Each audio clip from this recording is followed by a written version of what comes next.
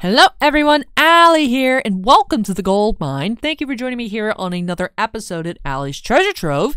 Today we are, of course, continuing with our Allie Plays August Takeover with episode number 10 here in our playthrough of the Great Ace Attorney Chronicles. We're getting into the second part of investigating here, episode number 4 in-game, and we have a phantom attempted murderer. Now, our victim in this case has not passed away. She seems to be unconscious in the hospital, hasn't been able to talk to any of the investigators yet from Scotland Yard, but to our knowledge, she hasn't died, and our actual defendant here that we are most likely, I would say, there's no way we don't choose to defend him. That doesn't seem to go with the theme of the game here. But the person that we shall be defending appears also to be a fellow countryman of Ryunosuke and Susato. Seems to be an exchange student from Japan on a study tour learning English, but just he got I don't know, somehow either framed or actually did stab this woman. Not sure. I mean, he kind of acts a little schizophrenic, talking about hearing ghosts and seeing stuff, so maybe he actually did it. I don't know. I'm not going to assume the worst.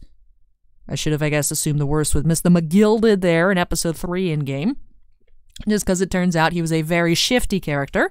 But I'm curious to learn more. So hopefully in this episode we'll run to Herlock because he deduced where, I believe the name of the defendant is Natsume-san, where he lives.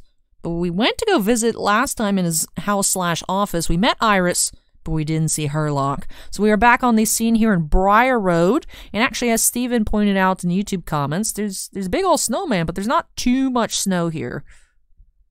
What if there's something hidden in the snowman covering up evidence? Maybe that's a hiding spot. Maybe the true criminal's inside the snowman. Anyway, let's get started here. It's 2:38 p.m., the 19th of February, Briar Road. It looks as though the police are still here, carrying on with their investigation. Perfect! So let's find Inspector Gregson as quickly as possible.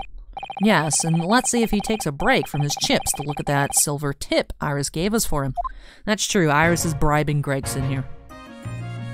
Ugh. He just looks so weird. I don't like him. Now we're presenting. We're not talking. We're not moving. Yes, I know Susato quit judging me for pressing the wrong button. Alright. Here, let's take this obvious money bribe. Inspector Gregson, do you have a moment? I'm sorry to say that I don't. I'm a very busy man. Much too busy to talk to a pair of foreign grabouts, that's for sure. We have these for you. A present from Miss Iris Wilson. What? For me? From her ladyship? Her ladyship? Give that here at once. Come on, hand it over. That's for me. Don't wait for me to give it to you, will you?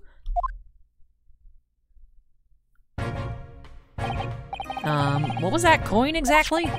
It's a silver crown, obviously, but it's a lot more than that. It's an appearance fee, that's what it is.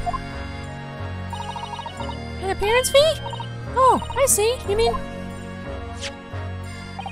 That's right, for the adventures of Herlock Sholmes. Her ladyship always offers me a little financial reward for featuring me, every time. Yes, of course. I know all about your exploits, Inspector. I read them avidly. Of course, her using my name without my say-so does make me the butt of a lot of unpleasant jokes, but still. I am sorry, Inspector, that must be difficult for you. Never you mind that. So, what do you want to know then, eh? Sorry. Tell the gentleman in black whatever he wants to know. I trust that won't be a problem, it says. Well, obviously it's not a problem. Go on, fire away. What do you want to know? This guy's voice is doing a number on me. Well, if you wouldn't mind, Inspector, we'd very much like to know the address of Mr. Natsume's lodgings.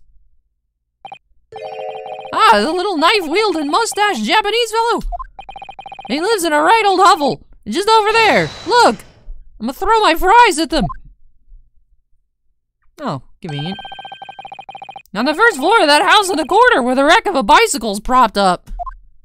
That is a bent out of shape bicycle. That is nearby indeed. If I remember rightly, the landlord is a Mr. John Garrett. What's the pun here? John Garrett.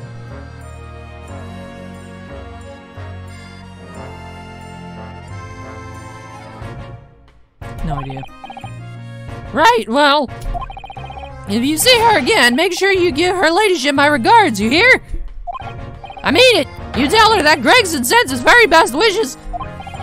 Don't worry, Inspector, we will. Goodbye for now, then, and long live her ladyship! Well, at least he told us what we wanted to know before he left. Yes, so then, shall we go and see what we can find in Mr. Natsume's lodgings? Definitely.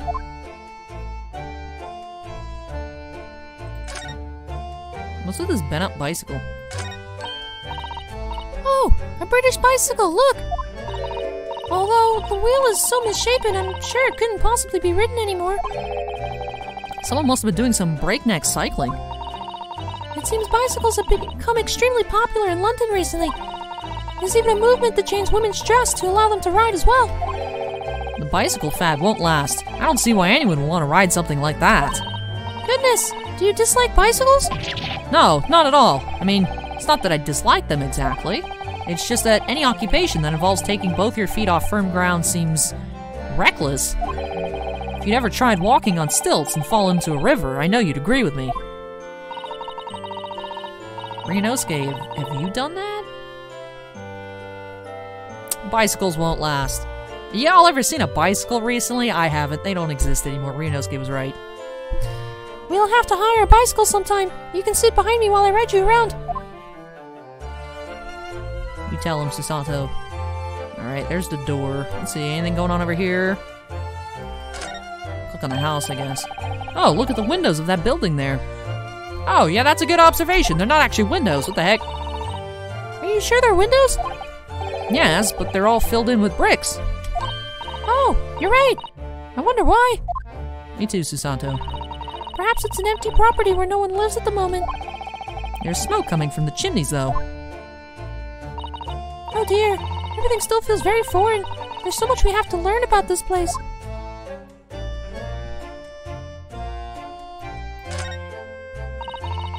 That's a rather typical old brick building, isn't it? I'm sure it has a long and interesting history. Well, time certainly seems to have taken its toll on the place. It's crooked and sagging all over. In fact, it looks in decidedly worse shape than the other houses around here.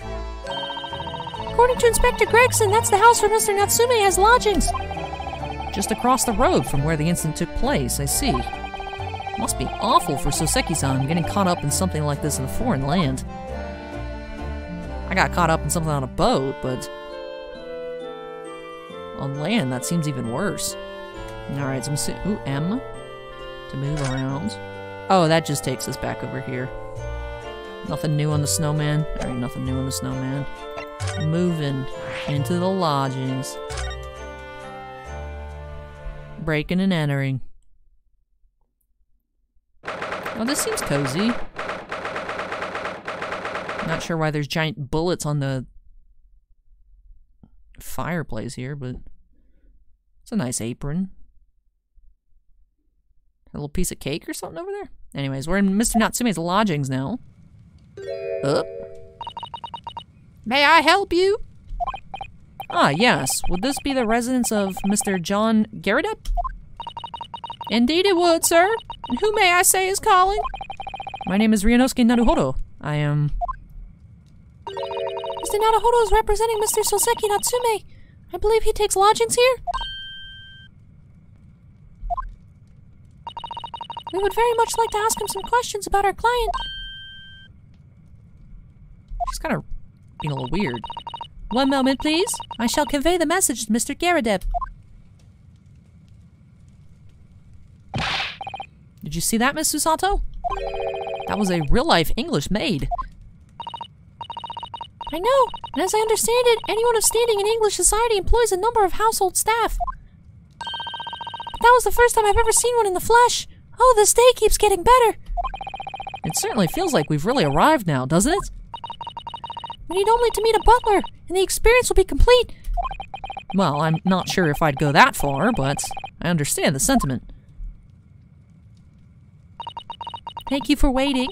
Mr. Garrett will see you now. This way.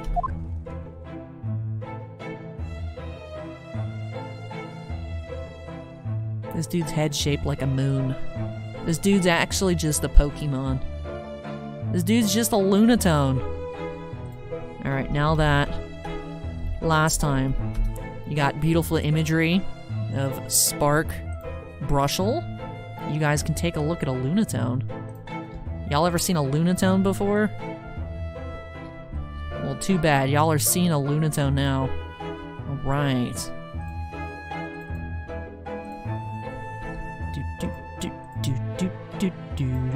This is a Lunatone. Look at that. Same person. Alright, that's not a PNG file. Anyways, continuing. First, I'd like to examine. Can't click on the cake. It's a changing thing. Look at that enormous screen! It must have been put there deliberately, surely. Yes, it certainly seems like someone's trying to hide something from view. What could be behind it, I wonder? There's some messed up carpet over there. I'm going to have a very quick look. Just a little peek. Ahem, ahem. Maybe let's not, Miss Susato. I think the maid is going to head us off with a cup of tea. Ahem, ahem. Alright, fine. I'll stop looking. Kind of. Oh, it's a nice little platter. Wait. Jeez.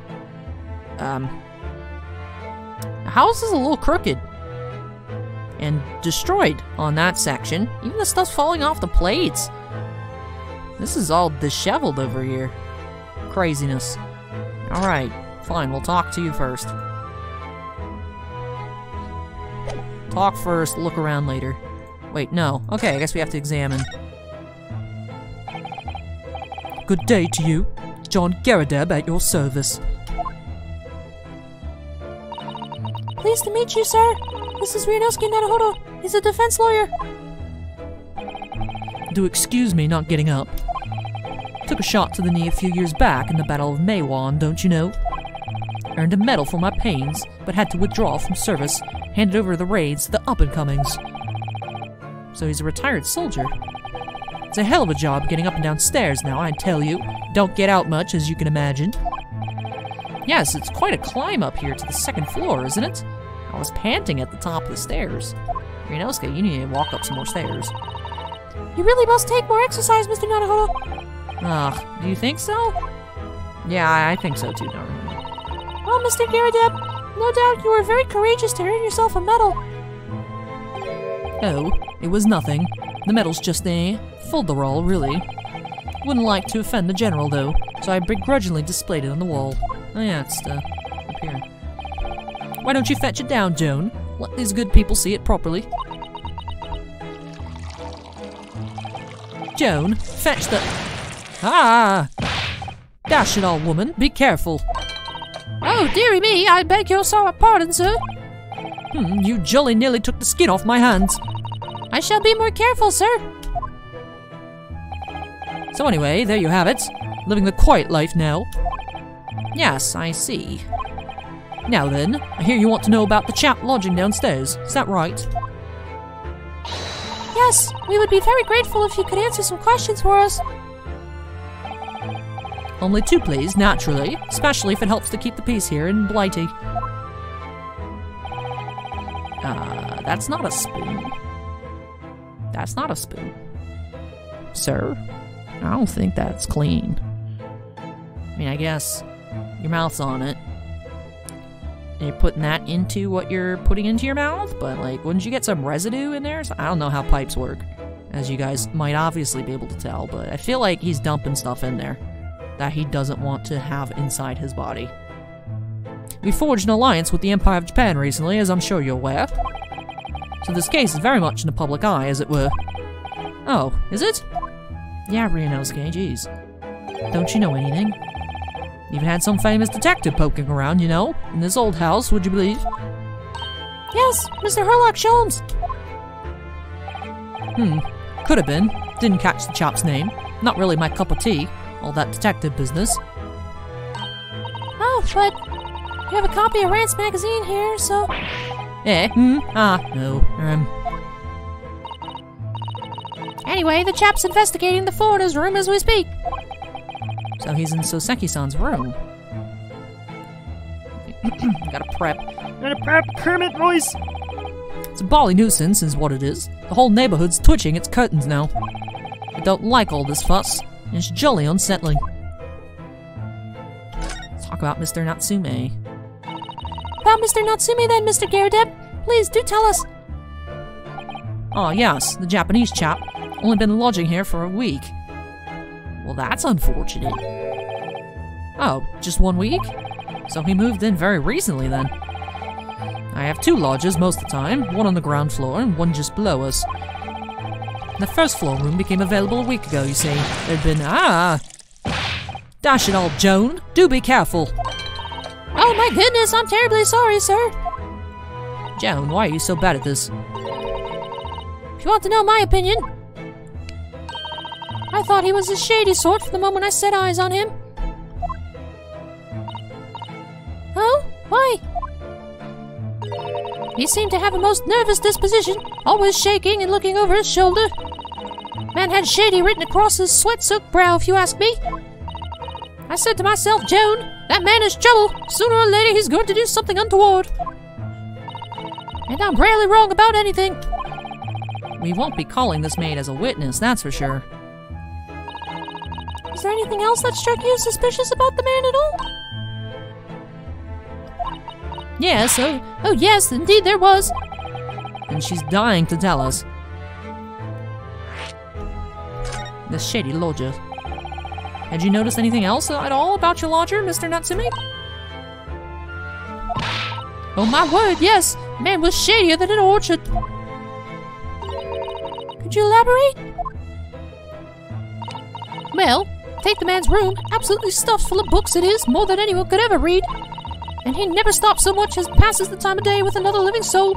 Haven't seen a single visitor call.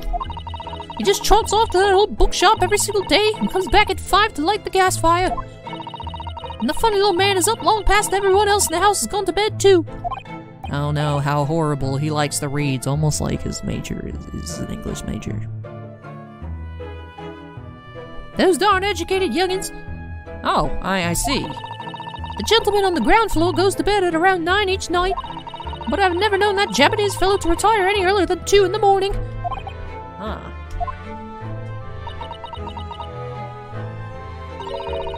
Could you clarify something, I wonder? What, Bray? How do you know so much about Mr. Natsume's routine? Oh!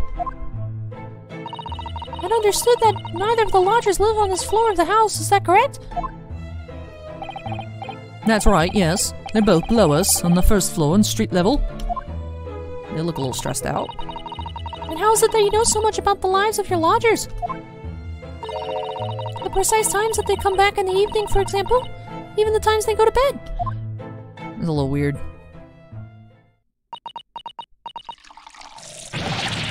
Yeah. Good grief, Joan.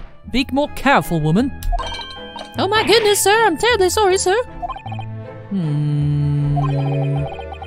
Something doesn't add up here. Y'all are weird. Seems that the incident took place at around 5 in the evening. Did you happen to look out of the window at around that time? The window. Yes, we noticed that the window over there looks out over Briar Road. The incident took place on the pavement just on the far side of the street. Was there anyone suspicious loitering nearby?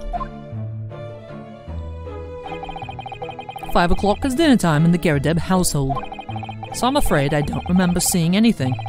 How about you, Joan? No, sir. Would have been dusk outside already at that hour. And with the fog as well, I should think it would have been quite impossible to see the other side of the road. Oh, I see. Did you notice anything else out of the ordinary then? Such as? Anything at all, even if it seems unrelated. Well. Yes, was there something then? Well, it's nothing particularly significant, but at around that sort of time in here that... For the love of God, Joan, watch what you're doing! Oh dearie me, what have I done? I'm awfully sorry, sir. Do be more careful, woman. Of course, sir. If I may, Mr. Naru Hollow, Oh, yes? I have an exceedingly good memory as far as I can remember. Nothing of any significance took place here at that hour. Nothing at all. Oh, really? Mr. Garrett? The way you were talking before, it sounded rather like there might have been. Oh, well, as I was saying, it was just a trifling matter, really. Nothing of, Joan, dash it all, what's the matter with you, woman? Begging your pardon, sir. Nothing happened. Yes, quite. Nothing happened. We sat down to a quiet, uneventful meal. Joan? That's right, Mr. Garrett. Yeah, I'm not believing that one bit. What's the matter with these two? Renosuke, they're obviously hiding something from you? Yeah, maybe they ransacked their bedroom, or whatever room this is. Whatever. The wall exploded. Something happened over there, over here. Something, I don't know what. Sounds like something happened here in this room on the evening of the incident, but what? I wish I knew.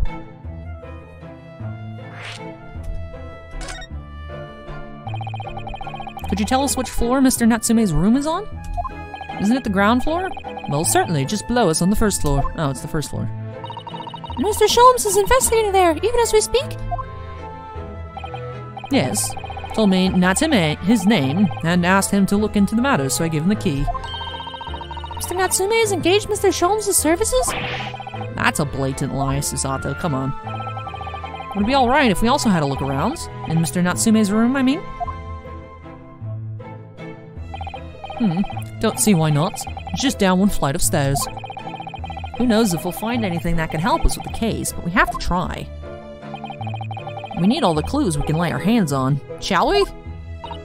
Yes, and while we're there, we can speak with Mr. Sholmes again. Perhaps he'll be able to tell us more. Alright, I want to investigate some more. Are we going to get coughed at? Like, there is something going on over here. Look at this crockery on display here. It's rather unusual, isn't it? Oh my, a genuine London dresser. Isn't it delightful? That's what you're looking at, Susato? Although the shells seem to be broken and the crockery is... oh dear! It's in pieces. It really is. The word cracked wouldn't do that chinaware justice. I wonder... perhaps the cannon was fired at it. Yeah, probably something like that, but let's not delve too deeply here. Alright. Got some snacks. Oh look! What a wonderful collection of cakes lined up on that gleaming silver cake stand. Lined up? Looks more like someone has half demolished them to me. Afternoon tea is a time of indulgence, you know. It's quite the English way. Mr. Garrett's custom to take 2 cakes with his tea. That sounds delightful. Oh, wait a minute, though. There are at least 10 cakes on this cake stand. Well, naturally, it would never do to waste the leftovers. Nah, that's why she's a little chunky. So whatever Mr. Garrett doesn't eat, say to myself, Joan, you have to tidy up. How magnanimous of you. Alright, we look at that. We look at this stuff on the wall. That looks like a Medal of Honor, and it's showcased on a very grand banner. Yes, it's displayed with some pride, I would say, although it bothers me that it's not straight. What? That old thing? Sorry? I should be glad to see it. See the back of it, but the general would turn his grave if I disposed of it. The wall's the best place for it, keeps the bally thing out of my way. So it's just been polished to shine by accident, I suppose? There appears to be an inscription on the medal itself, look! Let me see, it says, for distinguished participation. Sounds like the kind of honors even I could be in line for. Well, one doesn't like to blow one's own trumpets, but I was given that for my time in the army. Can't measure an officer by the number of medals to his name, of course. Common knowledge in the military circles.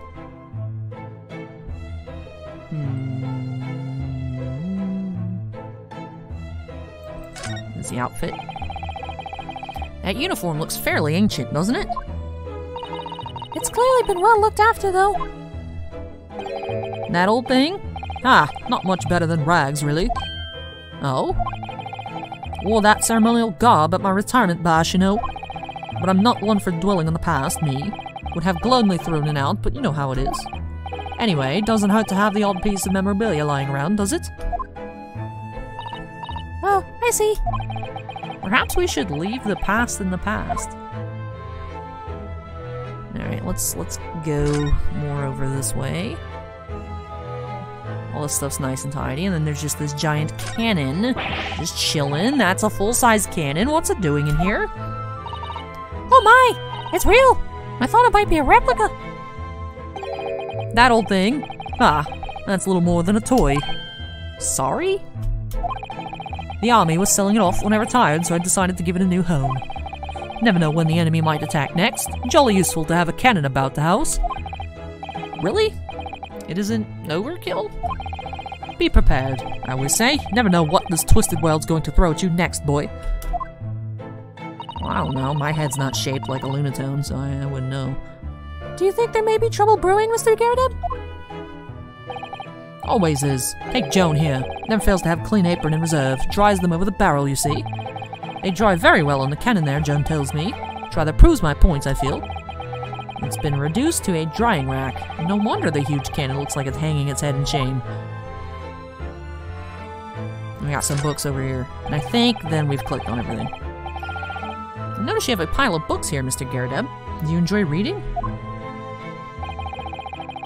Ever experienced a London winter, boy? Nights are long. No better way to pass the time than in front of the fire with a jolly good book. Oh, there's a copy of Rant's magazine here, I see. No doubt Mr. Garrett enjoys the adventures of Sherlock Holmes, too. The great detective has a great many followers, it seems. Alright, I think I've clicked on everything. Alright, click on the lion. That portrait. Oh, it's the portrait. That portrait of Mr. Garrett is glaring at me, I swear. Have you noticed that all the little frames contain photographic prints of Mr. Garrett as well? Yes, and there seems to be a statue of a lion on the mantelpiece as well. Ah, yes, seemed to come back from the local pawnbroker with that little trinket. Seemed to come back? What do you mean? The chap who runs the place is a bally wizard. Went in to sell him something and came out with that thing. Point of fact, now I think about it, I rather often find myself leaving the place with something I don't need. A lion ornament certainly does seem surplus to requirements. Susato-san doesn't pull her punches, or her throws, for that matter. Hi-ya! Alright, now I think we get to move. New location. Did you guys miss me? I know our omniscient narrator's throat didn't miss my voice. I heard that it makes it all clamp up. Hey look, it's the brick window. Oh, look at the cat. What? Just look at this place. And smell it. It's so musty in here. Ew, gross. I suppose it's the mountain of old books that are responsible for that. It's a cute cat, though. I don't think I've ever seen so many books in all my life. No, me neither. It's so dark in here, too. Where's Sherlock hiding? Is that the window over there? Is that the window over there? Well, it was the window, I think, yes, once upon a time. But for some reason, it's been closed up with bricks and mortar. So this is where Mr. Natsume lives. By the way, I haven't spotted Mr. Sholmes anywhere, have you? No, that's true, but according to what Mr. Garrett told us, the great detective should be around here somewhere investigating. Probably hanging from the ceiling if I had to guess. Let's examine.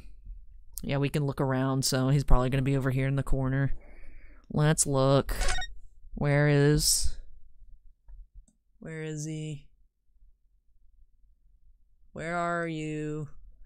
Mr. Sholmes. Look at all those books stacked up over there. They almost reach the ceiling. They're all works of English literature, and they all smell so musty. With this volume of books to hand, you'd never be short of reading material, would you? No, what a dreamy idea. A bad dream, maybe. For me, at least. Mind you, I don't imagine the books that's at the bottom of the pile now will ever be read again. So reading, it is an experience that comes but once in a lifetime, just as the tea ceremony teaches us. I certainly didn't expect the conversation to turn down the path of tea ceremony philosophy. Alright, so we looked at the book stack. Could you even call this a window? I think so. It was a window at one time after all. Although, all that remains is a frame around some bricks now. So, it's just a wall then, isn't it? But why would anyone deliberately brick it up like that? I'm afraid I have no idea. Perhaps Mr. Natsume painted the brick design on it in a fit of whimsy. That's alarmingly feasible. Anyway, whatever the reason, the lack of ventilation in here makes the place very oppressive. It does. I imagine being cooped up in a room like this would be extremely trying. Cat.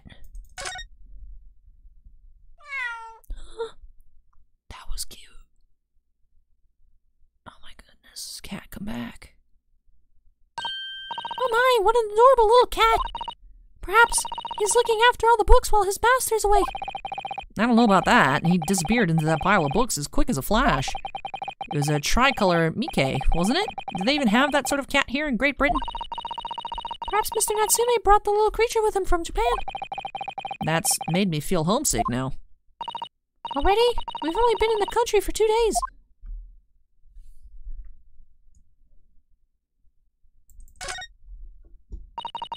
That dusk seems to be wedged into a crevice between the mountain of books on either side. I suppose Mr. Natsume would sit there and read while stroking his cat. But surrounded on all sides by these towering old tomes, surely he dreamt of books every night as well. Yes, he must have done, mustn't he? Oh, what's this? It's a receipt from a second-hand bookshop. Your books. Oh yes, Mr. Natsume's name is on it, look. And the date of purchase. 2 days ago at 4:45 p.m. That's the day of the incident. That's just a short while before he was embroiled in the terrible attack. He must have been on his way back from buying some old books. Alright, got a little receipt. Oh, look who appeared. Hello there. I want to make sure I finish clicking on everything. Perhaps it wanted me to finish clicking on every... Oh, well, I can... just a little... this thing. Oh, look! It's a beckoning cat from home! It's a bit big and bulky, isn't it? Surely Mr. Natsume didn't bring that Maneki Neko all the way from Japan with him. I hardly think you're in a position to comment, Mr. Naruhodo. Are you forgetting the enormous Daruma doll that you brought in your luggage? Well, it can be dangerous traveling abroad. I wanted a lucky charm. Well, I imagine Mr. Natsume wanted the same, and this cat is sure to beckon good luck to him. Well, it's not doing a very good job so far, is it? You mustn't say such things. That's rude. I didn't say a word. Why are my eyes such a giveaway?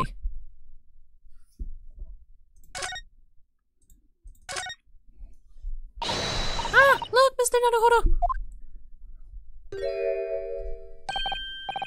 Aha, there he is. Where did he appear from? He seems to be engrossed in the pages of an old book. I hope he won't mind if we disturb him. Hello, Mr. Sholmes? You two! Good day! Now, let me see. Where was it that we met? Oh, Mr. Sholmes, we were together on the SS Buria. Yes, of course, the Buria! And let me see. What happened on that voyage? It was Kazuma Asogi. He died, tragically. But you were a great help to us. Yes, but of course, the case of Mr. Asogi. It was the one with the snake, wasn't it? Oh! Well, you seem to remember something of it at least. What an honor to be remembered vaguely by the great Herlock Sholmes. This is Miss... No, my dear madam, hold your tongue. I pride myself on my superior powers of recollection. Your names are safely recorded in my brain attic. I'll keep that phrase. Be like, oh, I forgot. Sorry, I didn't have space in my brain attic. I like it. I like it. Miss Naruhodo! And Mr. Susato! Try the other way around, Mr. Sholmes. I lose the first round!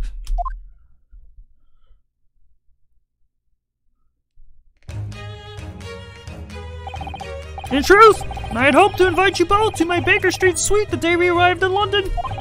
But some Scotland Yarders ambushed me at the railway station and whisked me to a crime scene. It was an entirely trivial case, of course, and I solved the matter in no more than 30 minutes. So they apprehended Soseki-san in that short an amount of time?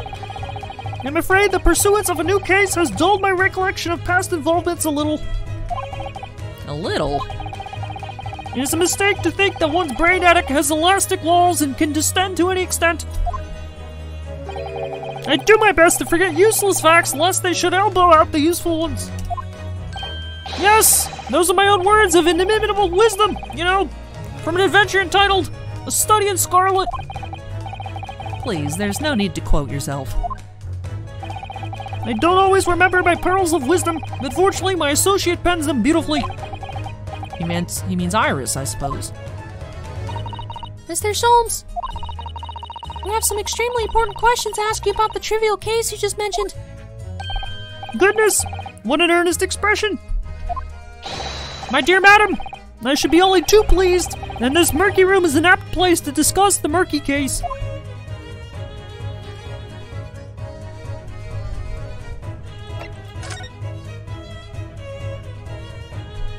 Alright, let's start off with Mr. Natsume's arrest. We know this to be the lodgings of a Japanese foreign student by the name of Soseki Natsume. It seems that you assisted in his arrest, Mr. Sholmes, for the stabbing of a young woman outside here on Briar Road. Natsume! Yes, I believe it was a name rather along those lines. But Mr. Natsume denies it. Was it really justifiable to arrest him on so little? I'm sorry, Miss Susato, but I have not the slightest idea what you mean. What? I can't believe he was looking at Susato-san squarely in the eye while feigning ignorance. I assure you, I'm not merely feigning ignorance. It would appear as if the pair of you are under some misapprehension. Oh? How? I assure you I have no recollection of accusing your stupid compatriot of the crime. But that doesn't make sense. A good detective of Scotland Yard made the following request to me, and I quote verbatim.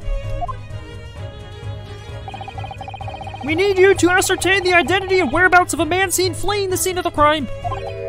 Ah, a man seen fleeing.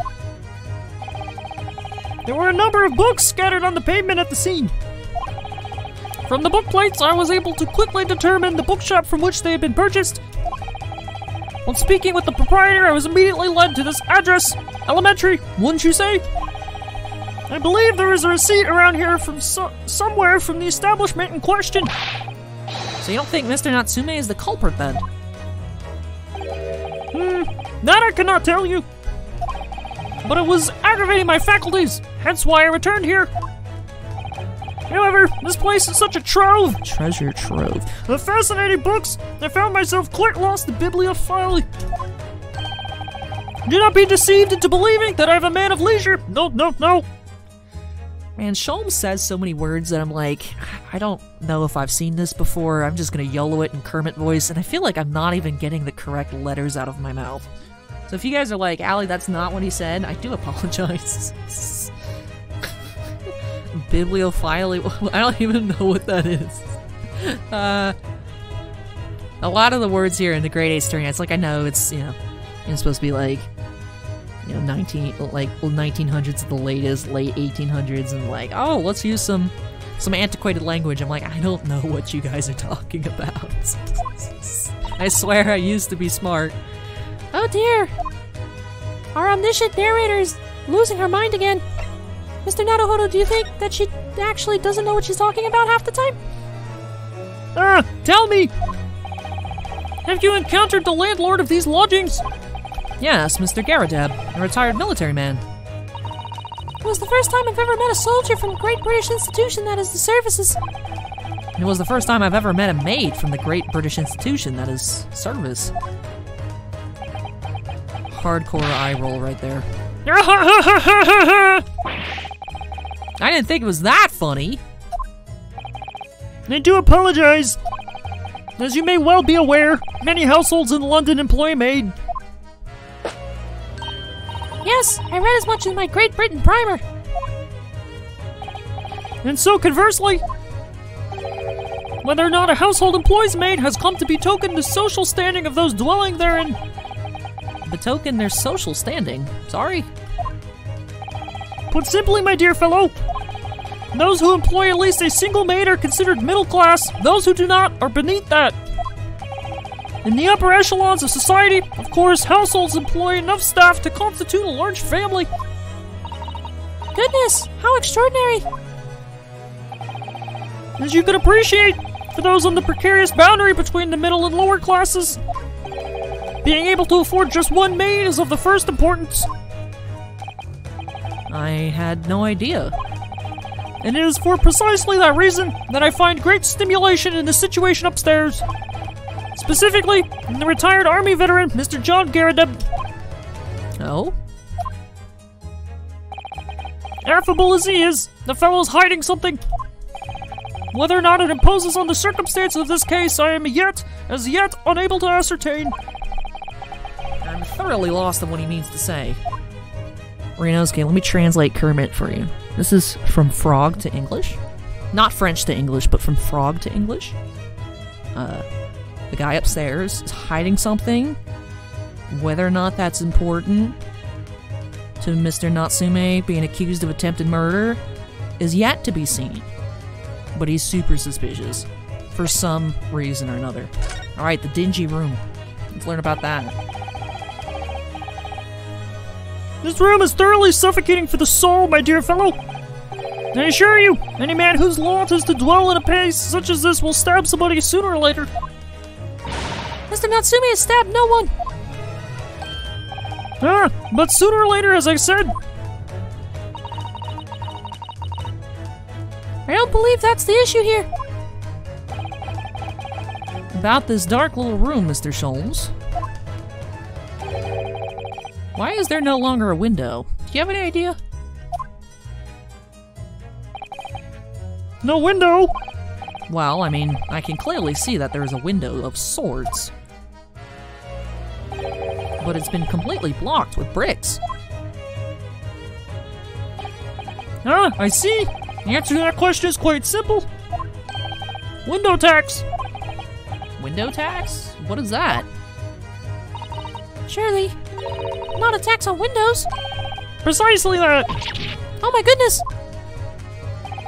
Until relatively recently, a tax was levied on households in this country by the number of their windows.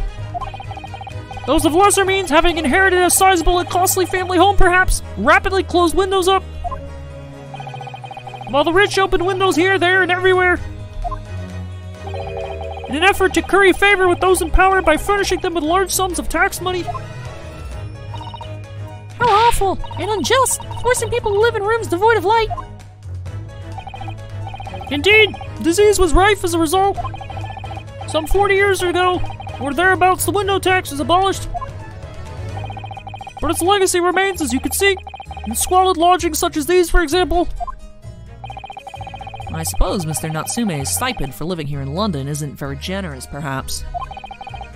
It would appear so. I've done a little digging and discovered that these lodgings were offered at an extraordinarily low price. Because the room is so awful, I should think.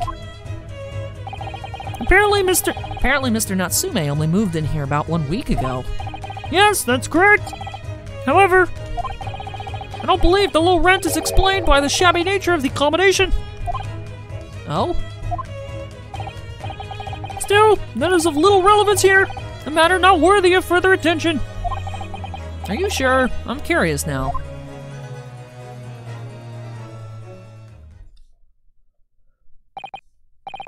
Well, I believe I've told you all I can now. Thank you, Mr. Scholz. Ah, yes, Mr. Naruhodo. Was it not your intention to become a practitioner of law? You remember that, did you?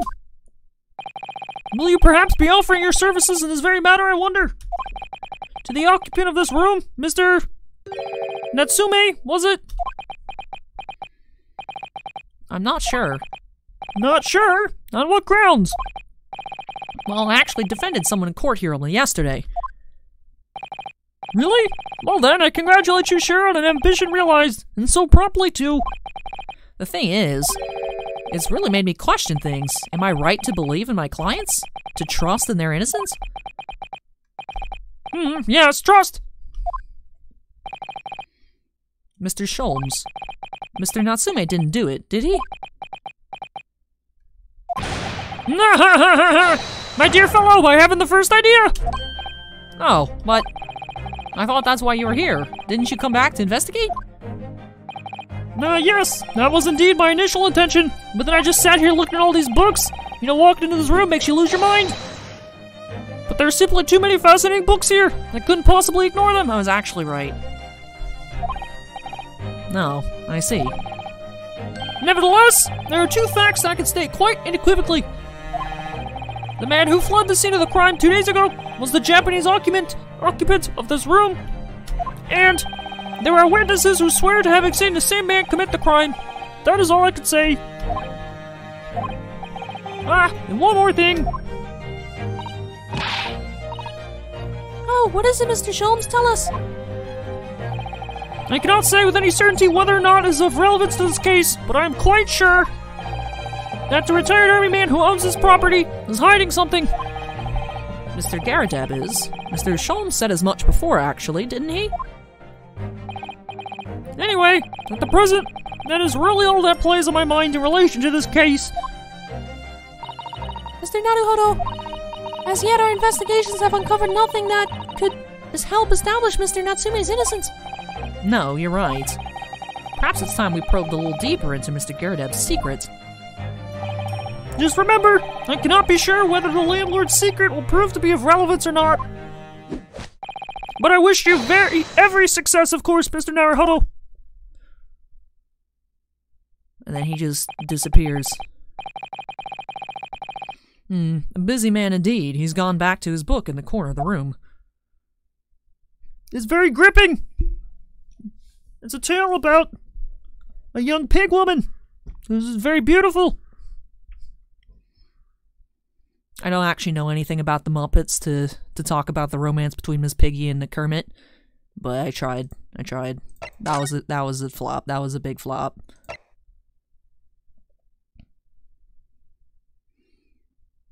Suite on the top floor, occupied by Mr. Garrett and his wife. Maybe we'll meet the wife. Who are the people that were witnesses? Wasn't it supposed to be some dude and his wife?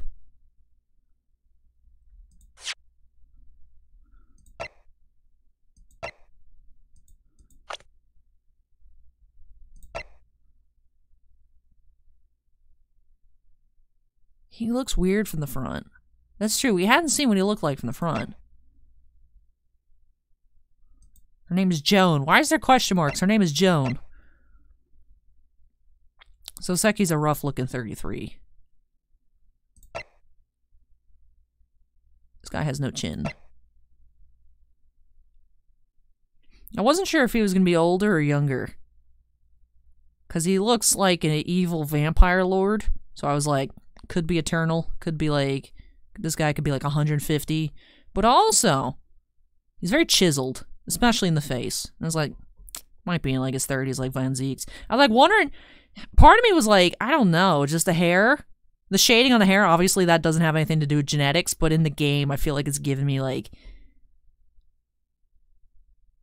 relative vibes. I wouldn't be surprised if this is like Von Zeek's uncle or something. Or like maybe a brother. I don't know. Maybe I was thinking maybe his dad if he was older, but he's only 52. And what, Van Zeek's in his what, 30s? He's not on here yet. I don't remember. Susanto 16. Epitome of refined. Hey, yeah! Iris is 10. Alright, so you don't know what the wife looks like. Herlock's 34? I guess he could be Iris's dad. That was a good question then. I was like, this man's like early 20s. Nope. 34. Huh. I'm not good with ages. Of course, these are not real people, but still. Back to the Lunatone. I feel bad, but yeah, he's shaped like Lunatone. And especially with the little thing here. You guys know what Solrock looks like, right?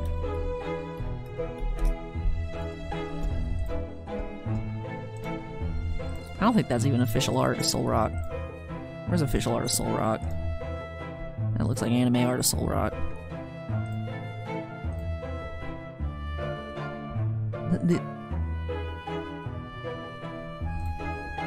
We're saving the screenshot here from the anime. Alright, hold on everybody. This is important. Alright, so we had the Lunatone. And we got... This is what's going on right here. Oops, no, that's not what I want to do. Oh no. There we go, fixed it. And then how do I transform? Flip horizontal. Look. Look.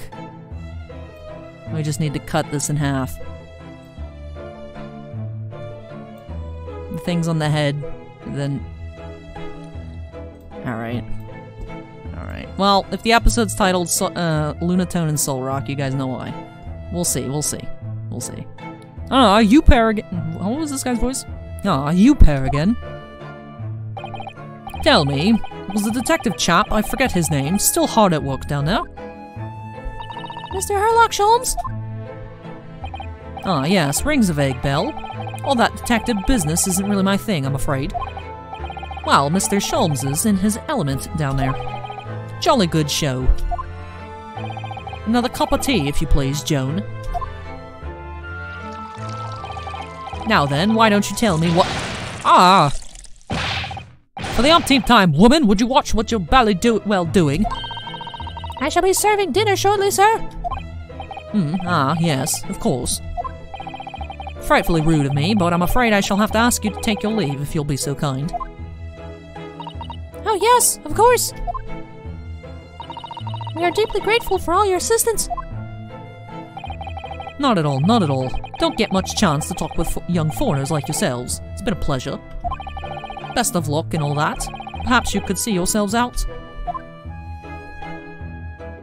Joan and I have some shenanigans to get up to, discussing how we're going to lie in court tomorrow. What? According to Mr. Sholmes, Mr. Garrett is hiding something. And since no other avenues of investigation seem open to us at the moment, perhaps we should do some digging.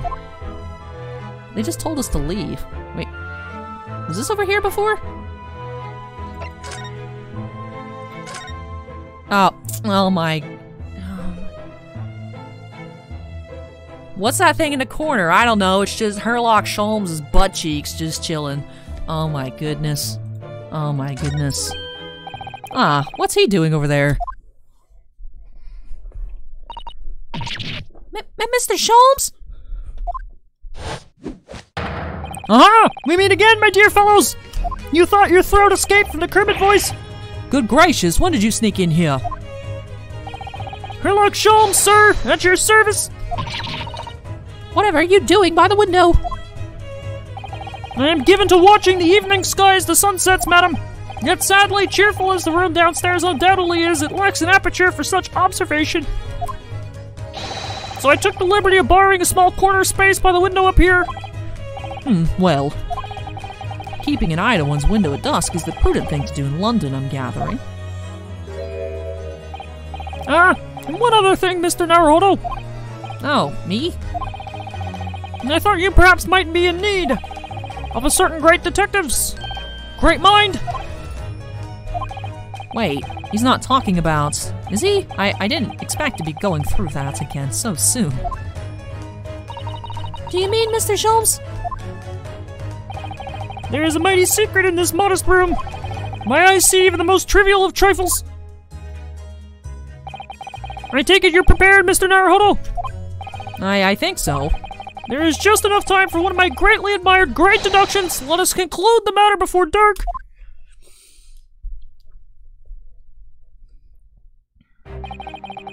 Mr. Garrett, though it would seem you are a military man of considerable distinguished service, your standing as a landlord is most certainly not what one might call first-rate. I'm afraid, sir, that it is all too clear to me. There are two conclusions I have been able to draw by careful observation of your living arrangements. I beg your pardon?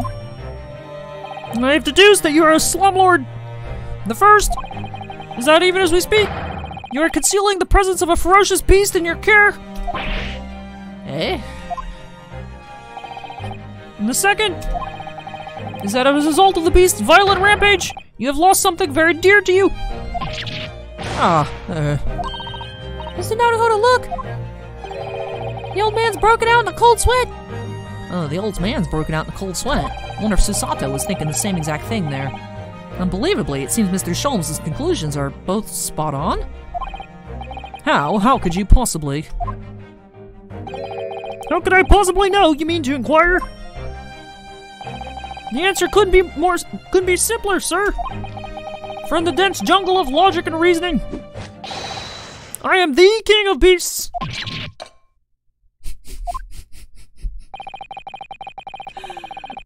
This dude. And I know only too well that wild beasts are not easily tamed. So, shall we begin? Once again, Herlock Sholmes is proud to present Logic and Reasoning Spectacular. The Great Deduction. The game is afoot.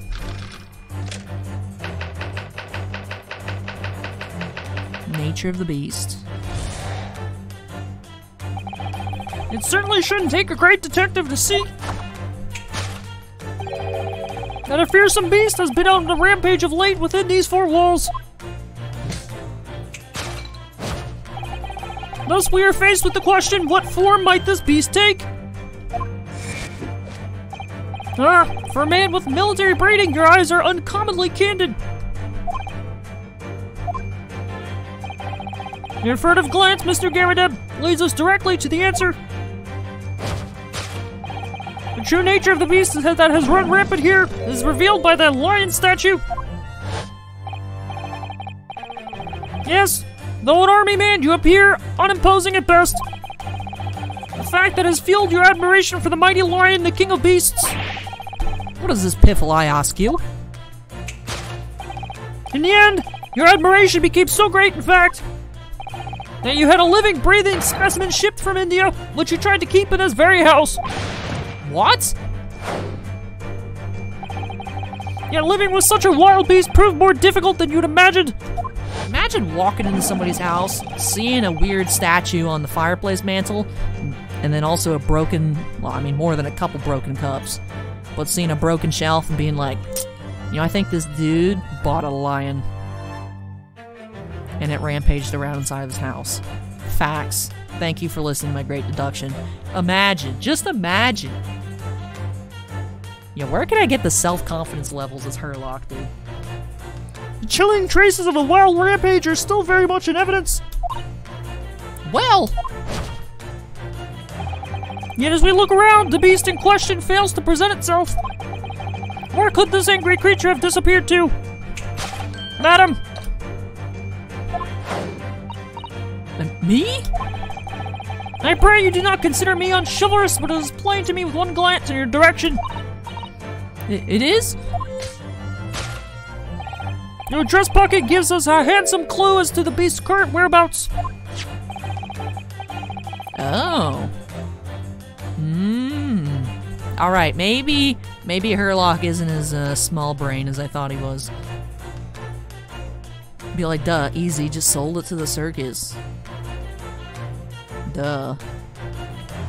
For protruding from it is a handbill advertising a circus show. Ah. Yes, you sought to dispose of this terrifying lion, Mr. Garrett. At Betty's Circus, a traveling show currently sojourning in a nearby park. I've observed the tents. You sold the savage lion, sir, to the circus troupe. I most certainly did not.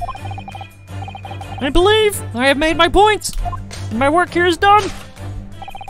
The fearsome beast which ran amok in this room was an Indian lion. And a simple visit to the circus now will reveal the lion prancing jubilantly through a ring of fire.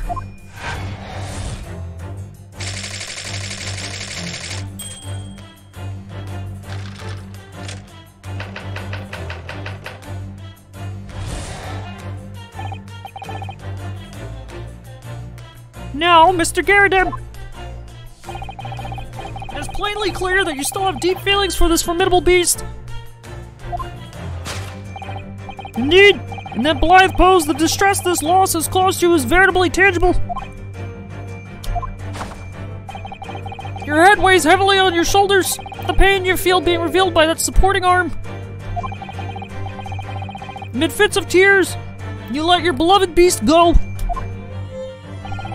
The strain of losing something so dear to you is clearly visible in your visage. Nonsense, man. I simply... But what we must now ask ourselves is the true cause of this pain. Is it because your head's shaped like a moon? We only need follow the direction of your gaze to find the answer. Yes, it is this pile of bills that has given rise to the pain you suffer. Every envelope contains another demand for payment. Ah! For cartloads of meat, potatoes, wheat, and tea. Indeed, feeding your beloved has had a devastating impact on the financial circumstances of your household. And so, you had no choice but to let it go. Yes, well, Now, in a final fit of rage, the ferocious beast carried out one last unimaginable attack. Unimaginable? The aftermath of which can be clearly seen by observing the carpet over there. Very expensive woolen carpet, if I'm not mistaken. Is that like a candle on the floor? They accidentally burned down the house or something. Oh, dear me. What could have caused such a destructive outburst? Oh? Ah, This time, madam, I'm afraid it is you who has inadvertently revealed the truth to me. Your wandering eye has settled upon the answer very neatly indeed. Yes, to explain the dire state of the carpet, we need only look at the Tower of Cakes. What? ah, There is no creature more dangerous on this earth than a beast with an unsatiated appetite. Was it, or was it not once said by a certain noblewoman, if they have no bread, let them eat cake? Food is at the heart of all tragedy, in fact. whatever do you mean? Having tired of the last taste of... No, that's not what I said. That's not what he said. Having tired of the taste of cake, the beast began to stalk its next prey. I'm sure I need not spell out the nature of this final act of destruction carried out by the beast. There's only one logical conclusion. It ate your wife. Worked into a frenzy by hunger, the lion attacked and ate the carpet. The teeth marks in the carpet are a perfect match with those of a lion I once saw in India.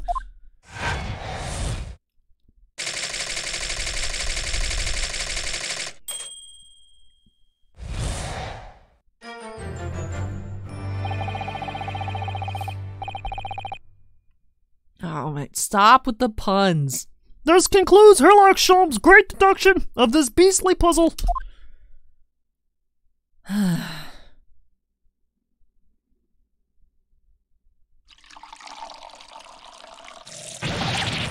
Ah, what is the matter with you, Joan? You're pouring scalding hot tea all over me. Oh, I'm sorry, Mr. Garrett. I'm afraid I didn't notice. My deductions can be startlingly sharp. It stands to reason that your cup runneth over.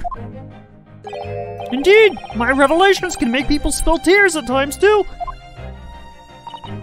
Oh,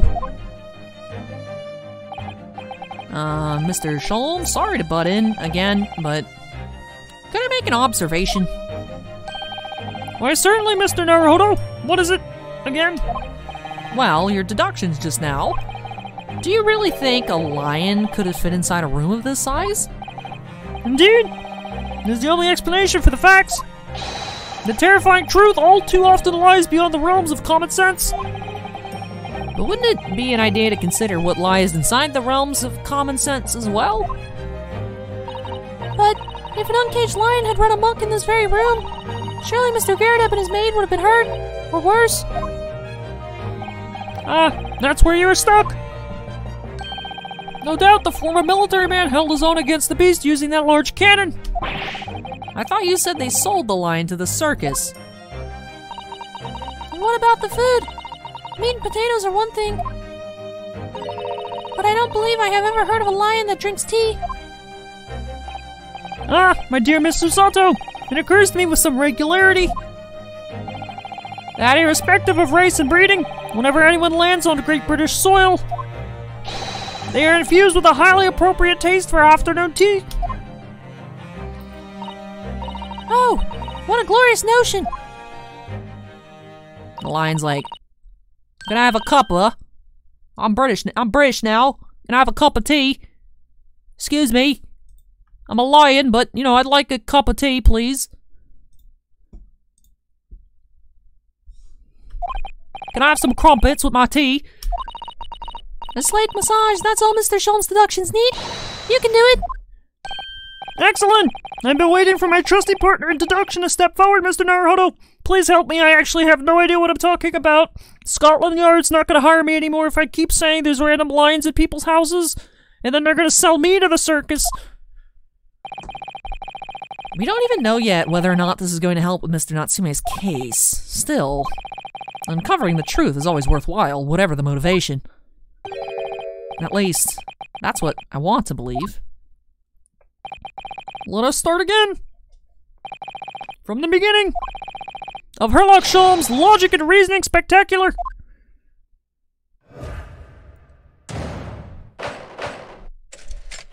Hold it, Mr. Sholmes.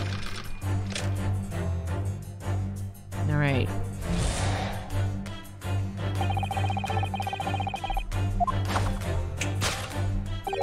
Alright, I already read this in Kermit voice. So we are just going to figure out where we insert the correction. What form might this beast take? Eyes are uncommonly candid. Furtive glance. Directly to the answer. He wasn't looking at the lion. Maybe someone just needs to give Herlock glasses. I really didn't see the lion thing coming. No, but if you observe Mr. Garrett's reaction, it rather seems as though some beast did indeed run amok here in this room. Yeah, something with a very fierce nature. But it couldn't have been a lion transported from India. So what was it then? We must follow Mr. Garrett's gaze. That will lead us to the true answer.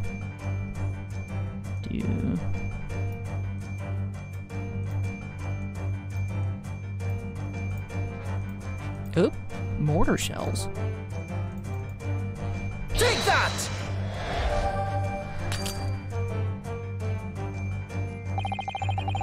The true identity of the beast that tore this room apart is these shells. With their butter wouldn't melt accomplice, the cannon.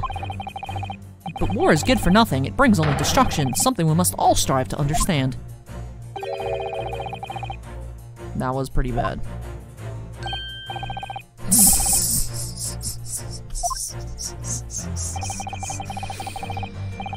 Just a couple of bros being bros.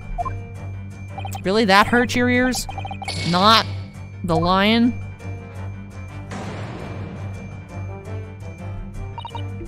Well, what we do know with some certainty is that a destructive creature has been at work in this room.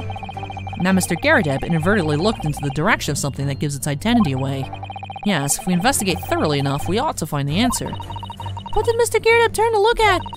It's here somewhere, we simply need to find it. I feel like he keeps asking like he doesn't care about his medal, but like he lost it and he tore the room apart looking for it. So I don't know what else up here. Ooh. Ooh. It's behind it. Ah. Look at this photograph. What's this photograph? It appears to be from Mr. Garrett's wedding. He looks very happy, doesn't he? He does, but you can't make out his bride. No, how unfortunate. Something must have struck the glass directly over the woman's face. I wonder what happened. Probably best not to delve too deeply there. I'm gonna present this. Take that!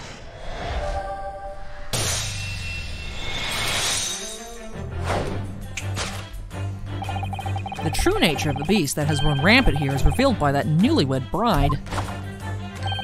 Precisely, Mr. Naruhodo. No other explanation could possibly fit. Only women know how to break things, so therefore it must have been a woman. Yes, this framed print pictures your wife, Mr. Garrett. And while we lament the fact that her face is obscured, we can still make out her mighty arms and note the considerable horsepower they must contain. Oh, indeed, surely any woman of such powerful constitution would be honored to be described as a beast. Honored might be stretching a point. Too late. The fact remains that the beast, which so clearly savaged this room, was your wife, Mr. Garrett. Oh, he looks like he got slapped. I was wondering what that mark on his face was. It looks like a slap mark. The chilling traces of a wild rampage are still very much in evidence. Well. Yet as we look around, the beast in question fails to present itself. Where could this angry creature have disappeared to? Madam? Me? I pray you do not consider me unchivalrous, but it is plain to me with one glance in your direction. It is? Your dress pocket? Ah.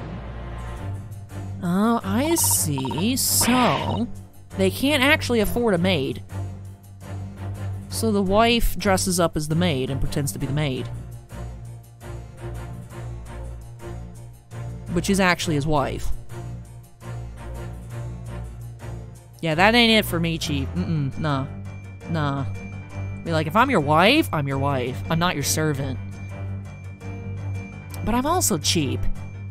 I might do it. I can't even be like, I'm independent, you can't make me but I'd probably be like, yes, honey, I'll do it, whatever you want. You need me to clean the bathtub? Sure. Are you hungry? I'll make you a sandwich. Be like, sweetie, I love you. What do you want? I'll do it. So. But. Yeah, the house is so, like, falling apart. How can you afford a maid? You're just saving face. Just dress my wife up as a maid. Easy. Life hacks 101. The poor fragile, defenseless woman is beside herself. Well, I don't know if I'd call her fragile.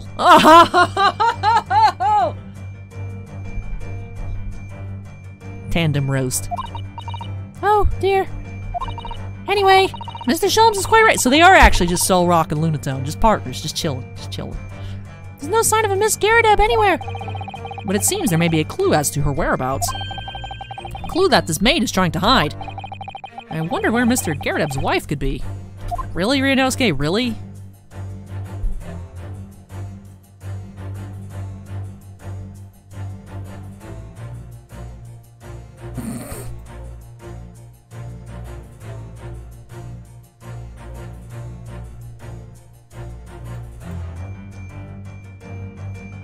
The wife's in the teapot, obviously.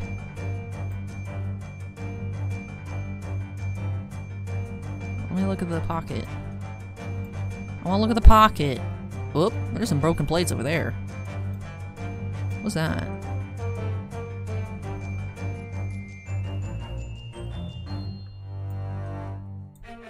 This is cool. I love being able to check out the room in 3D. Anyways. Doesn't want me to look at the pocket.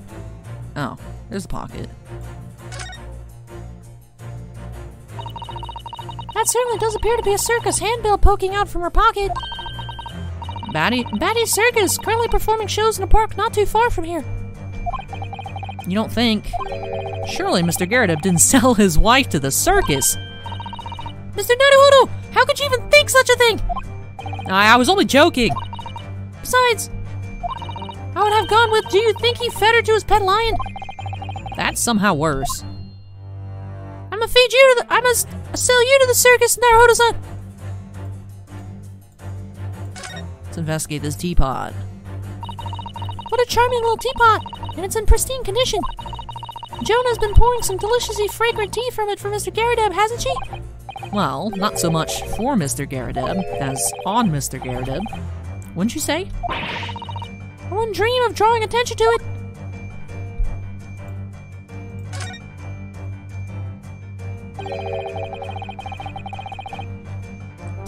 Too tightly shut eyes to even avoid the chance. To avoid even the chance of a giveaway glance.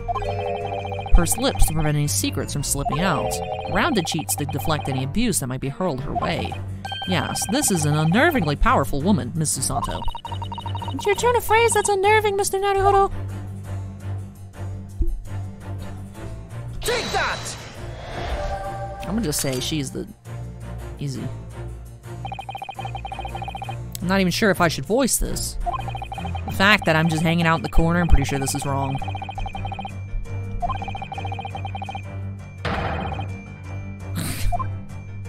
The maid killed the wife, duh. What spectacular contrived logic led you to this mindless conclusion? Oh, well, it's supposed to be a logic and reasoning spectacular, so I thought I'd contribute to the show. This is a nice show, Mr. Naruhodo. Kindly perform any peculiar experiments on your own stage. Sorry. Alright. You've already established who it was that caused all the damage in this room. Yes, Mr. Garrett's wife. It's just a question of finding out where she is now. For some reason, I feel as though she's very nearby. I just need to find the evidence to prove it. Alright, so what would we click on? Ah, hey. Hello there. She has a Solrock wedding ring. Bruh.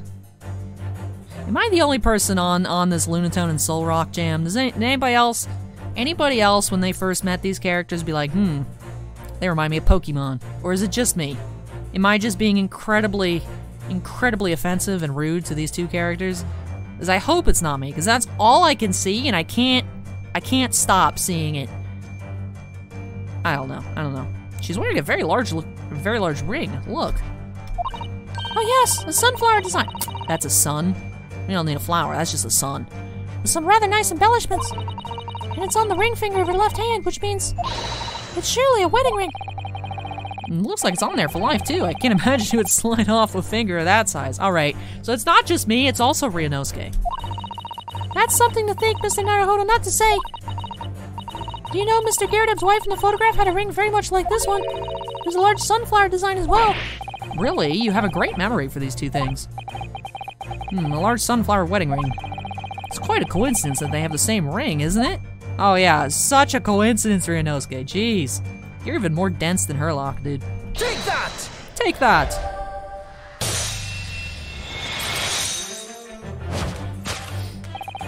Your wedding ring gives us a handsome clue as to the beast's current whereabouts. Ah! Indeed it does! That flowery band gleaming on your finger gives you away. For it is identical to the one shown in the hand of Mr. Garrett's bride in this photographic print. In other words, you are no ordinary household maid. No. You are Mr. Garrett's lucky bride. You are Mrs. Garrett herself. Oh my! Word!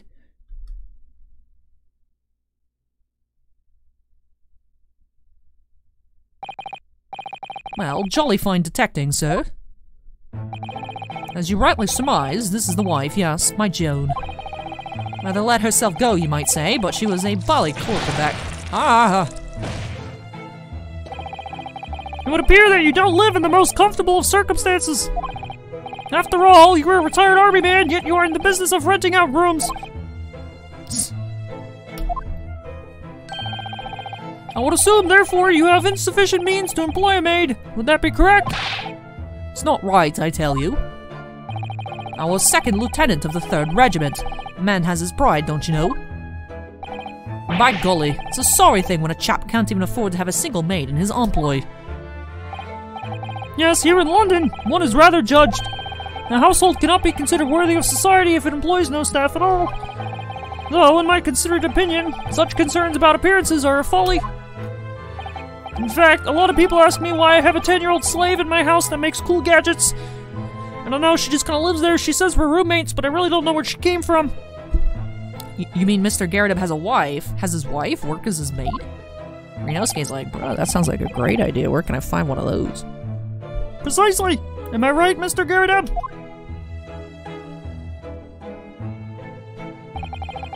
Only in company, obviously, but listen here. This must remain a secret. Tip-top secret, please.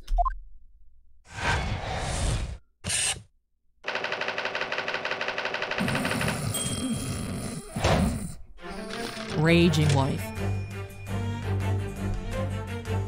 Maybe she did try to eat the carpet, I don't know, man.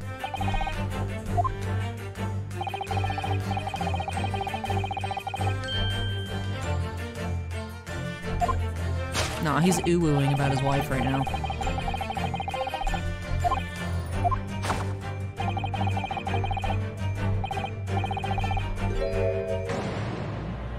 I think his face hurts from getting slapped. Mr. Sholmes was quite something. He's still calling Mr. Garrett's wife a beast. Yes, as a woman, that feels rather uncomfortable. Well, Mrs. Garrett is standing beside her husband as we speak. In other words, he hasn't lost his beloved at all, has he? Oh, how true. So perhaps the supporting arm that seems to be propping up his head has some other significance then. According to Mr. Sholmes, Mr. Garrett's pain is tangible, though. What could that pose of his really signify?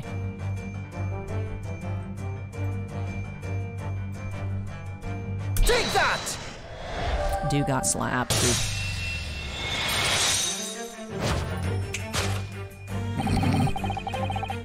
Your head weighs heavily on your shoulders, the pain you feel being revealed by that slapped cheek.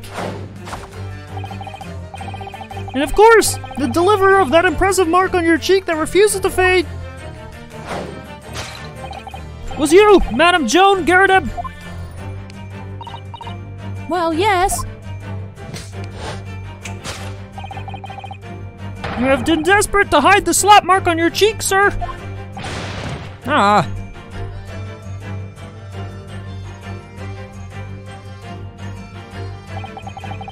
How the blazes? How did you work that out, man? Nothing escapes the notice of one trained in the art of observation, my dear fellow. That's why you haven't looked directly at us even once. To keep your other side from view. Well, Now, let us proceed to the next conundrum. Why were you subjected to such a violent slap? In other words, we must ask ourselves what caused Madame Garrett to fly into a rage. this man spent too much money.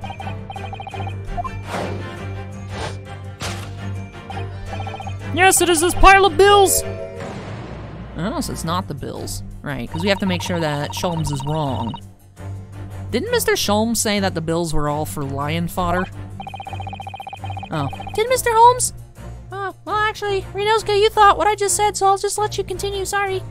Yes, but now we've established that the lion never existed.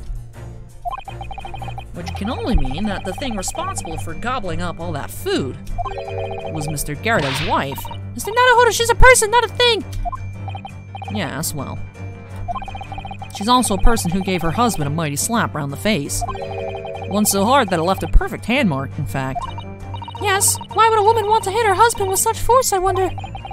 I'd love to know the answer to that question. Well, Renosuke, pro tip. Don't talk about how fat your wife is. That's step number one. That's step number one. What's this? Ooh. Ah, someone must be reading this book at the moment. There's a bookmark here, look. Mr. Garrett is clearly an avid reader. Oh, wait a minute. I don't think this is a bookmark. Oh no, so it isn't. It's a note written in a woman's hand. Oh, James, I love you. Yours, Mary. And look next to the signature here. Lip marks, made with lipstick. Oh, what a passionate romantic gesture! Don't get any ideas, Susanto-san. Oh dear, I'm sorry. This bookmark is actually a love note then, Yeah, I would, let's prep the hand. Take that! Who's married? Yes, this is love note that has given rise to the pain you suffer. Oh, James, I love you! Yours, Mary! Passionate indeed! Perhaps the sender of this note, a certain Miss Mary, is the fly in the ointment here. But I don't know the bally woman. You don't know her? That note wasn't written to me.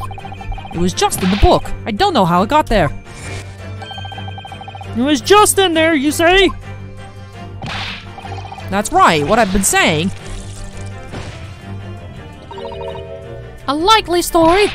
Now listen here, Joan, old thing. I explained it at the time. I bought the book at that secondhand place, and the note must have already been in there. So the previous owner of the book was using the note as a bookmark, you mean? That's right, that's what I've been saying. A likely story. For heaven's sake, woman, look at the name. It's written to James. My name, in case you'd forgotten, is John. A likely story. Are you questioning my name now? And there we have it! Arouse the suspicions of the female heart, you unleash a beast with the most ferocious bite! Nah. Now, in a final fit of rage, the ferocious beast carried out one last, unimaginable attack. Unimaginable? She ate the carpet! I think she accidentally burned the carpet. That looks like a candle. I still feel like that's like some sort of candle. Or he dropped the pipe, maybe. And it burnt.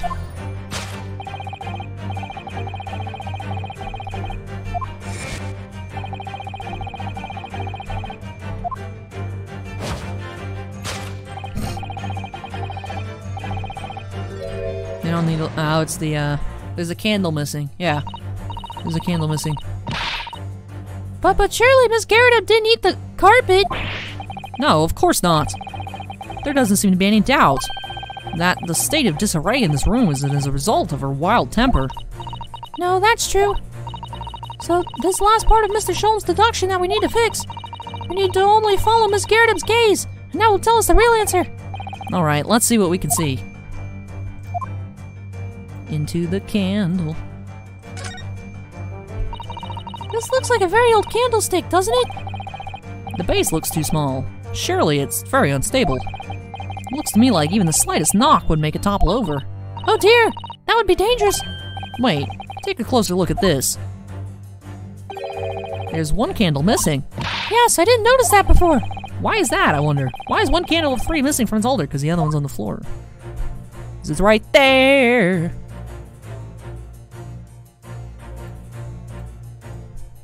Take that!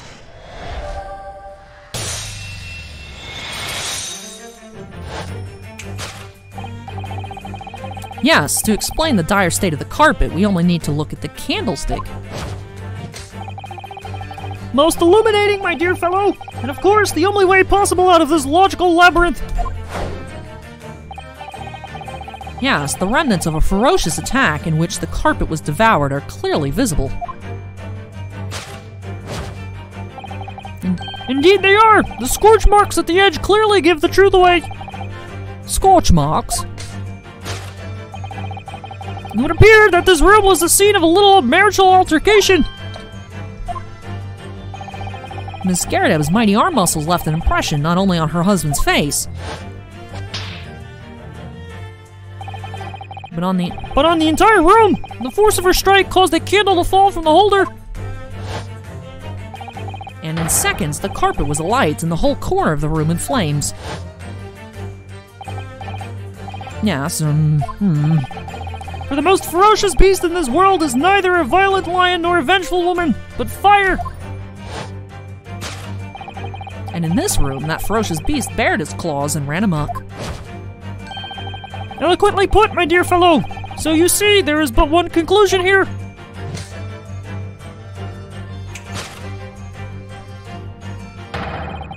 After the sparks of marital discord flew, this room was the scene of a fire.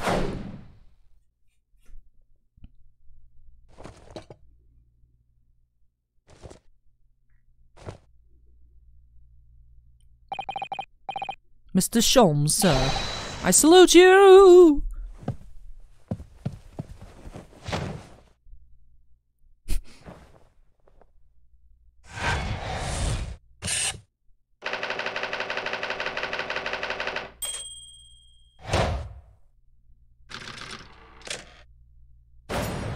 Deduction complete. Ah, yes.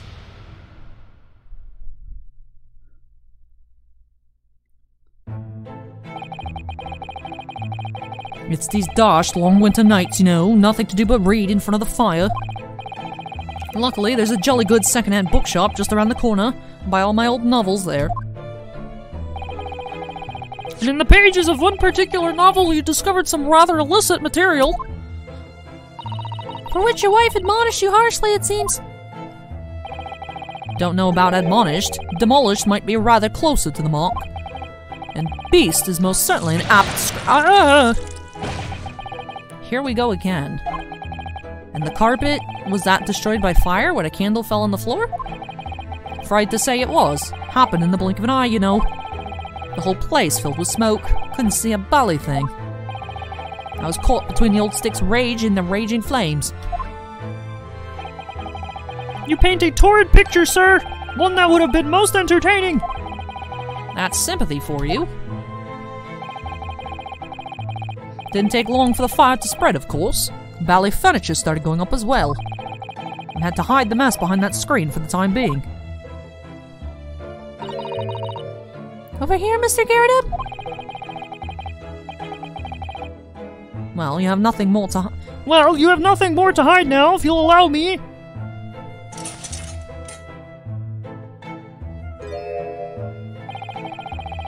Had all my favorite old novels in that case. But as soon as the fire got hold of them, that was it. Whoosh! Up in smoke. Gosh.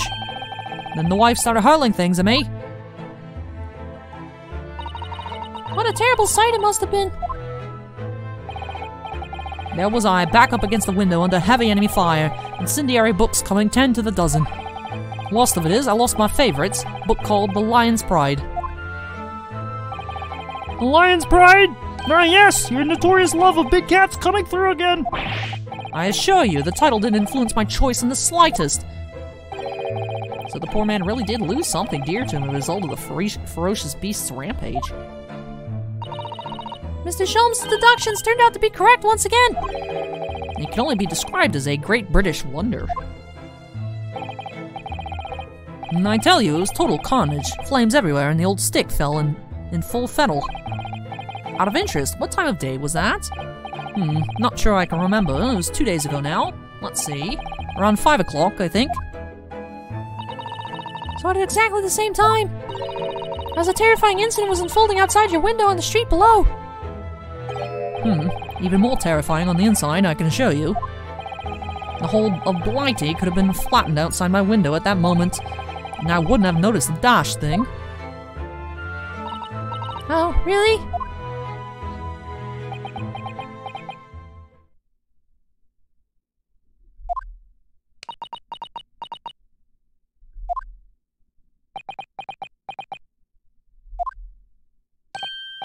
Mr. Sholmes? Yes, Mr. Naruhodo? What can I do for you? Well, I think we've got to the bottom of Mr. Garrett's situation now. But what does it have to do with Mr. Natsume's circumstances? Well, I told you. Doesn't matter. I can't help you there, I'm afraid. What? My dear fellow, if you recall, I did say as much from the outset.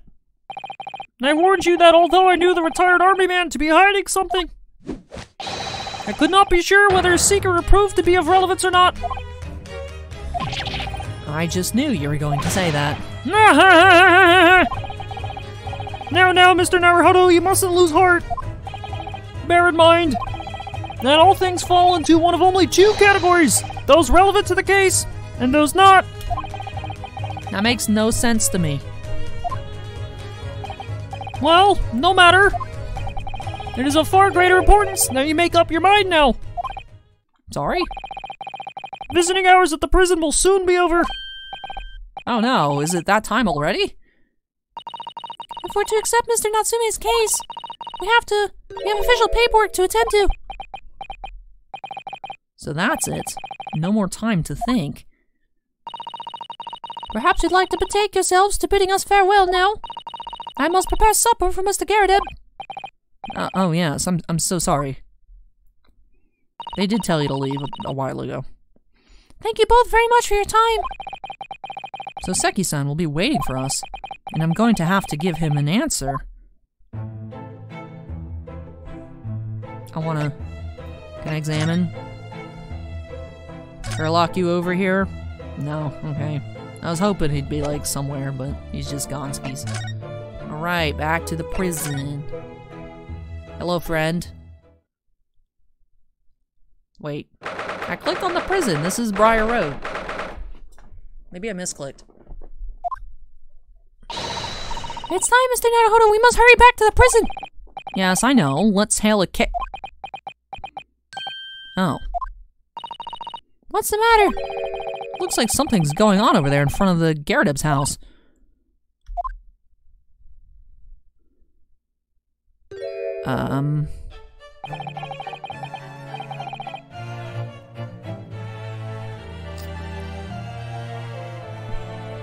I know thee not, old man, fall to thy prayers. Who you calling an old man, you rum-looking nimny-primny?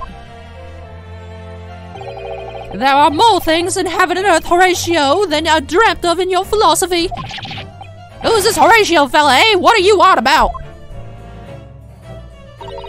Excuse me. Hey, what the? Who are you now? I'm sorry, it just looked as though there might be some problem here. My associate here, Mr. Rinosuke Naruhodo, is a lawyer, you see. Hey, a lawyer? What? If I could be of any assistance, I'd be happy to help. I'm from Japan, but I have studied English law. Fine, I'll be on my way for today, but you mark my words. This ain't over yet. Get thee to a nunnery. Do I look like a bloomin' nun to you?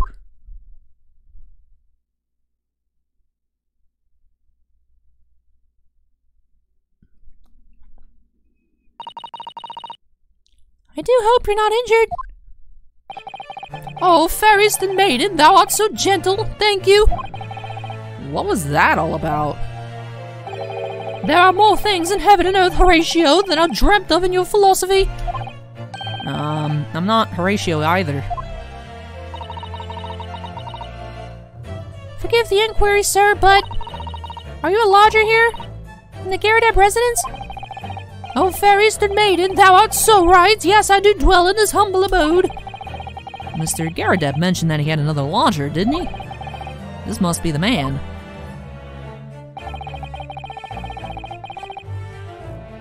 This is so bizarre. I swear we're inside JoJo's Bizarre Adventure. I swear this is just the another JoJo character.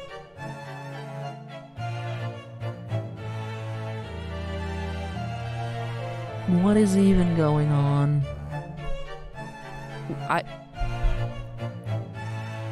Close your mouth. Please. Do you happen to know the other lodger who lives on the first floor? Ah, yes, a gentleman named Natsume. Oh, more worthy a polemist in my battle of words ne'er could there be. Sorry, battle, did you say? Who is stronger, Hamlet or Macbeth? Mr. Natsume and our sport long into the night. I see. You're a couple of nerds. This guy is like the embodiment of like a Renfest goer, I'm guessing. Just full on Renfest cosplay. 24/7. I don't fully understand, but it seems Mr. Natsume and this gentleman are acquaintances at least. So, fair maiden, so, good gentleman. I can tarry here no longer. Fare thee well. I didn't really understand him, but I think he's returned to his room. It seems he's unaware of what's happened to Mr. Natsume, so he can't really help us. With Soseki-san and that man as lodgers, the Garrett house is certainly full of eccentrics. Anyway, I'll go and find a carriage. Yes, I'm sure Mr. Natsume is eagerly awaiting our return. Let's hope we can get to the prison before visiting hours are over.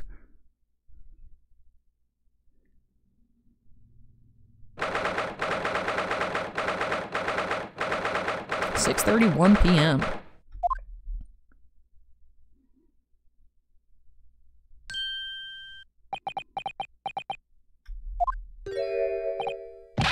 Oh, it's you! You're here! You came! Locum student Mr. Naruhodo Esquire!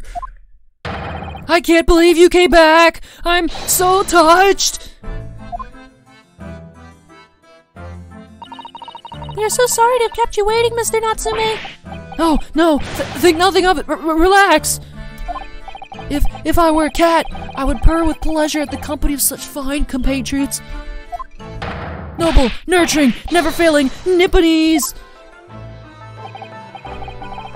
Now, let's not get carried away. Who is this? Oh, I quite agree.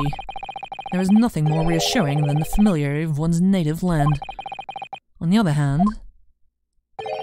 It is through friendship transcending international borders that one truly appreciates the fact. Such is my belief, at least. It's you! The miserable, rotten spy! Erlock Sholmes! He's just flexing. He's just posing in front of this guy's like pain and suffering. He's like, it's me, it's Herlock Sholmes! What's up? I'm ready to party! He's like, oh my god, I'm gonna get sentenced to death tomorrow, help me! I'm being infested with spirits in my cell. I don't know what's going on, help me! Yeah, I'm ready to party! Who's here to solve some mysteries? This is a blast, dude! I'm having a ball! Oh my god.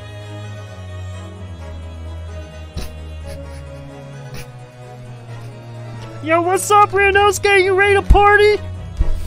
Mr. Sholmes, what are you doing here? I have no intention of doing anything per se, save observing, of course. Whatever do you mean, Mr. Sholmes? I think you're setting this guy into a whirlwind of magnanimous thoughts. Well, having encountered some curious reading material in that gloomful room, and having unmasked the secret identity of that eccentric pair, I decided I should drop in on my way home to see how our divested friend is faring. Gloomful room? At least your accommodation here offers a window, my dear fellow. In that sense, it is the superior option. Anyway, I must commend you on your taste in books. My day has been a delight, and cost me not a penny. You! How dare you! Herlock Sholmes!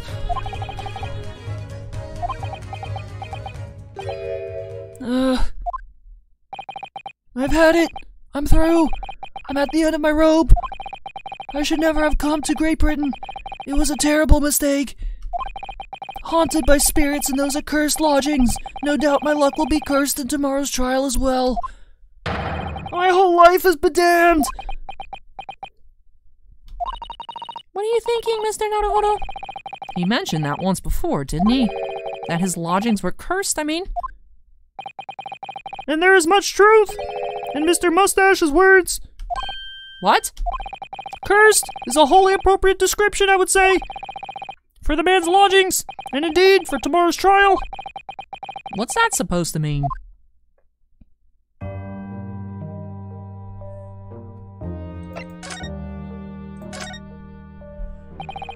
Mr. Natsume, what did you mean by what you just said now? About the trial tomorrow being cursed? Oh no, why are you looking so grave? You're making me nervous. I was just getting carried away, that's all. I didn't mean anything by it. Oh, I see. That's really agitated him. You don't mean the trial really is cursed somehow?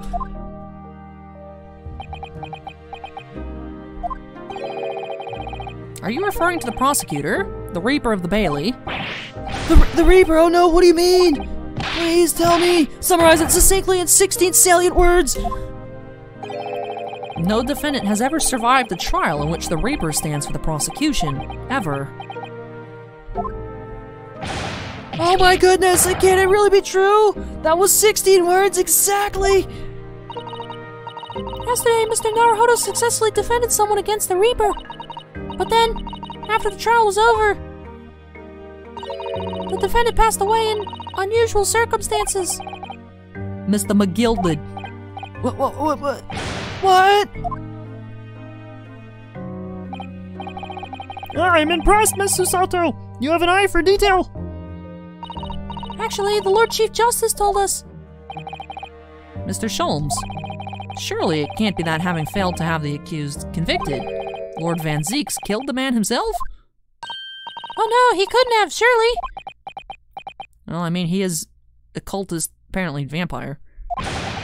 You have some wonderful notions. Sorry? The man isn't a mass murderer. He's a court prosecutor, my dear fellow. Oh, yes. Why, of course he is. Of course he is then. Why are you trying to scare me? It could be said, however, that the real truth about the man is even more terrifying than your hypothesis. What on earth do you mean by that? The Reaper. Van Zeeks is a quite exceptional man. However, in London courts of law, exceptional does not equate to winning every case without exception. That's good. So Seki-san looks like he's gonna cry tears of joy. As you are no doubt aware, in a British criminal trial, there is both a judge and a jury. The judge officiates based on the letter of the law, whilst the jury offers public opinion and common sense. This is an excellent system, whereby the defendant's guilt is considered from several points of view. However, public opinions in particular is somewhat easily manipulated. Right. Criminals, and corrupt lawyers for that matter, can use it to their advantage. By any means at their disposal, contriving evidence, calling imposters as witnesses, and so on. By such underhanded means, those who would want to are able to sway the jury. Which means that even in the light of irrefutable evidence, the prosecution can fail. But it means that the wrong verdict can be passed. And sadly, from time to time, my dear madam, it is simply the reality of the situation. And that's alright? However, those indicted by Lord Van Zeeks cannot escape justice. Their fate is sealed. Oh my! Though the adjudication may see them leave the courtroom with their freedom, within months, they all disappear. It is most striking. Disappear, but how? By all manner of misfortune, sir. Perhaps they are trampled under a passing carriage. Perhaps they fall into the Thames and drown. Perhaps they are suddenly overcome by a raging fever. Or perhaps attacked by highwaymen. Oh, no. All examples of the reality of events here in London, I'm afraid, Mr. Naruhodo.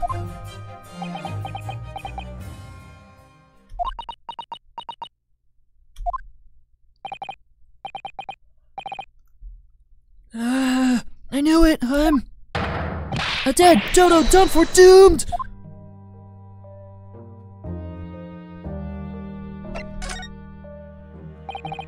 When you said a cursed lodgings before, you were referring to your room at Mr. Garrett's house, I assume? Do you mean to say that you believe the place is cursed? It's been a year now since I came to Great Britain, but I'd only been in London a week before I started to notice strange feelings in myself. That didn't take long, then. Everywhere I looked, there were foreign faces staring at me, laughing behind my back. I was sure people were talking about me. I started to become nervous about going outside. They were always staring at me, all the time, from dawn till dusk. So I shut myself away in my room, but even that didn't help. The fear wouldn't go away.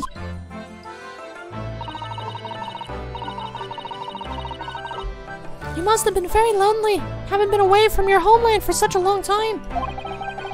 I've had to move a number of times, most recently to that room on Briar Road a week ago now. Yes, why did you choose there? It seems a little inconvenient. The rent is cheap. I have so little money, it appealed to me straight away. Of course, I asked why it was so affordable. The landlord just simpered and said, "The room is cursed." Oops. He quickly tried to cover his mistake, but it was too late, so I told him, "If you have something to say, then say it. But if not, don't mention it in the first place." Yes, well said. But it was true, it was all true. You mean the room really is cursed then? Ever since I moved into that windowless hellhole, my sleep has been plagued with nightmares. I awake feeling as though I'm being choked to death. In my waking hours, people are stabbed in front of me as I walk down the street. I'm branded a killer, thrown in prison. No one wants to know me. I'm surrounded by scary, sinister spirits. If only there was someone, just one person on my side. Can no one find it in his or her heart to believe in me? Really, no one at all. To believe? Yes, to believe.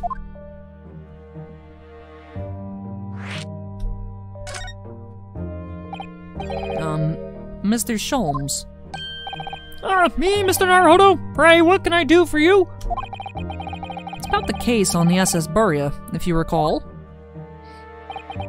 The Buria! That case! The one with the snake! Well, yes.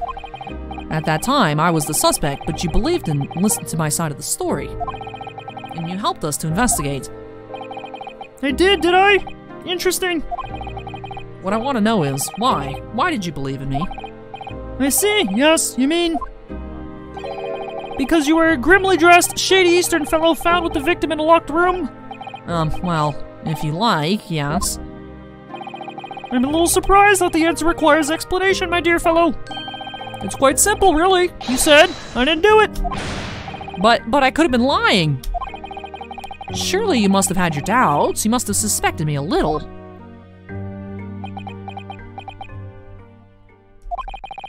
I think perhaps you have misunderstood.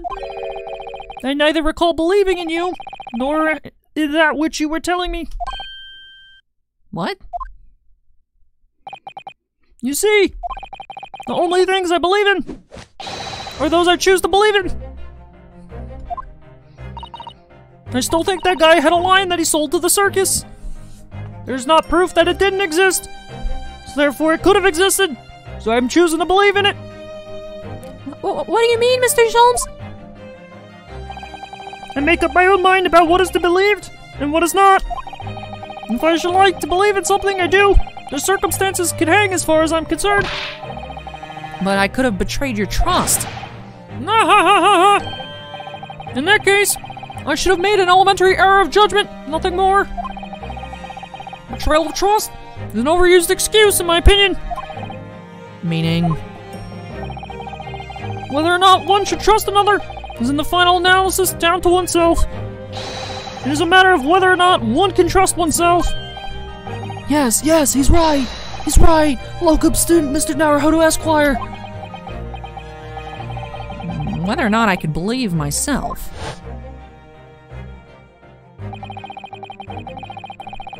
A defense lawyer is only as good as his faith in his client. And that comes down to how much faith he has in himself.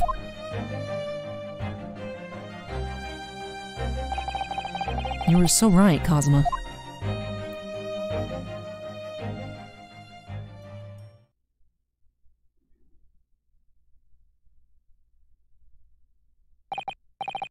Well, my dear fellows, it is time we were leaving, I believe.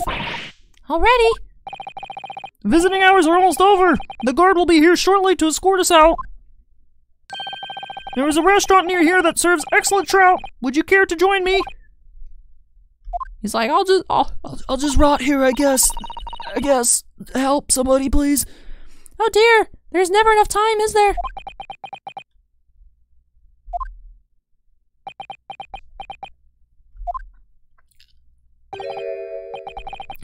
Mr. Natsume, if you'd like, in the trial tomorrow, I'd be happy to represent you.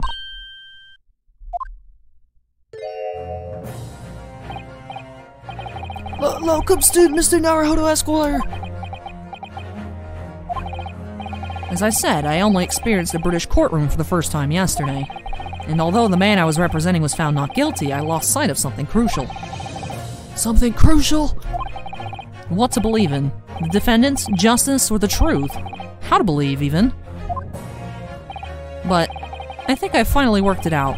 I've decided I must believe in myself above all else, to trust my instincts. Yes, Mr. Naruhodo. And my instincts are telling me that you, Mr. Natsume, are innocent of this crime. And it is imperative that we prove that in court.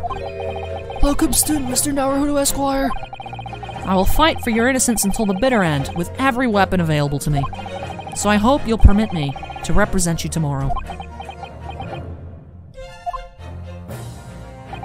As I said when we first met, I'd like to entrust my fate to someone who will listen to me in my native tongue. Of course, Mr. Natsume.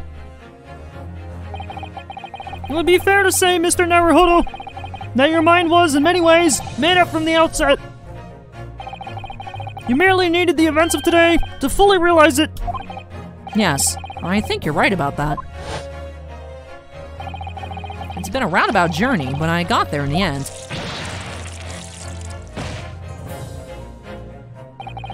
Miss Susato. Yes? Would you be willing to stand by my side tomorrow and help me in court? Absolutely. As I said this morning, you may consider me your personal judicial assistant.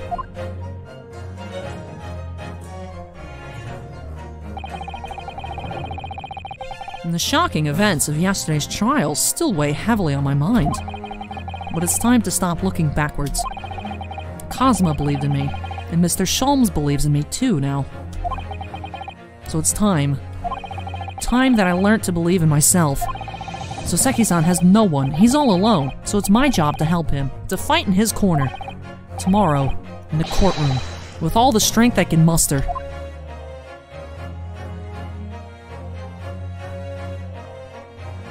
Ooh, to be continued. So this was a very interesting episode. We didn't actually learn anything at all. But I had a blast. The Adventures of Lunatone and Solrock. Ooh, we're going into Trial Part 1. Ooh. So yeah, I mean, there is no more for us to investigate. We're just gonna have to wing it. Just go like, I guess that trial yesterday, hear what the witnesses have to say for the first time and just find some holes and just try and punch through. I would think we'd get new jury members. I mean, that's how juries work. And with those, just heads up ahead of time, I'm not going to do the voices again if there's 6 of them. I'll just read whatever comes to mind. But I can't keep track of that many different voices. I wish I could. I feel like it would be more interesting for you guys, but the jury is just going to be generic male voice, generic female voice. And then if there's someone like the knife guy, I'll just choose to disrespect them completely and not even read it. But I had a blast here in Investigation Part 2. This is not what I expected was going to happen. I thought we'd find more information about the case. But it was fun poking around, seeing that really cute cat animation in that room. I can imagine how that room smells. I've been to some pretty old bookstores, and it's like nice. It's like, it smells good. But to imagine having to live there, oof, that'd be a lot. But the Adventures of Lunatone and Solrock. Like I said, let me know in the comments if anybody else sees it, because I hope it's not just me. I was also very happy to see Herlock hanging off the window for no reason, just appearing and peeking out the window. I like him a lot. I like his character a lot. When we first met him, I thought he was ridiculous. And I still think he's ridiculous, but now this is our ridiculous little, I don't even, sometimes small brain, sometimes super big brain.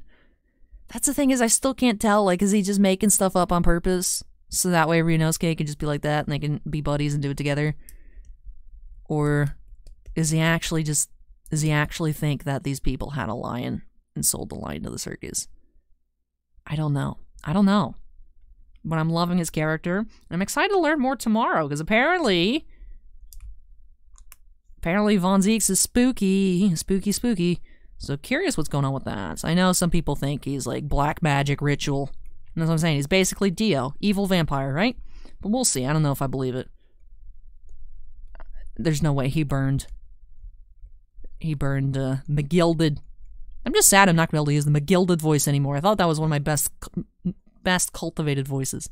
But that does do it here for this episode, man. Episode number 10. We've been having a lot of really long episodes recently, so I hope you all are having a good time, able to catch up. Perhaps after we go through another 7 episodes, I'll take another day off just as a rest. Full week of content day off. To catch-up day for you all. Or maybe just on Sunday. Might not. Well, actually, the series started on a Sunday, so perhaps not just stationarily every Sunday. But we'll figure it out as we go along. But thank you so much for watching, everybody. I hope you guys enjoyed this episode here. If you did, don't forget to go on ahead and hit that like button.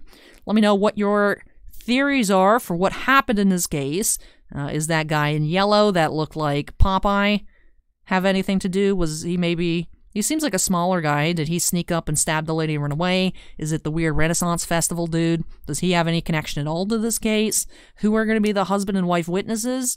I was thinking maybe it was the Lunatone and Solrock people, but it's going to be another couple. So, curious. A lot of questions, I hope. I mean, obviously we're going to answer some questions, but we're going to have a lot more questions made in the first part of the trial. But hopefully by the end of the trial we get everything wrapped all on up. Because, of course, as we head into Case 5, Case 5 in these types of games is the big case, where it answers, hopefully, everything. But like I said, I was saying at the start of the game, I've heard that this one in particular ends on a massive cliffhanger.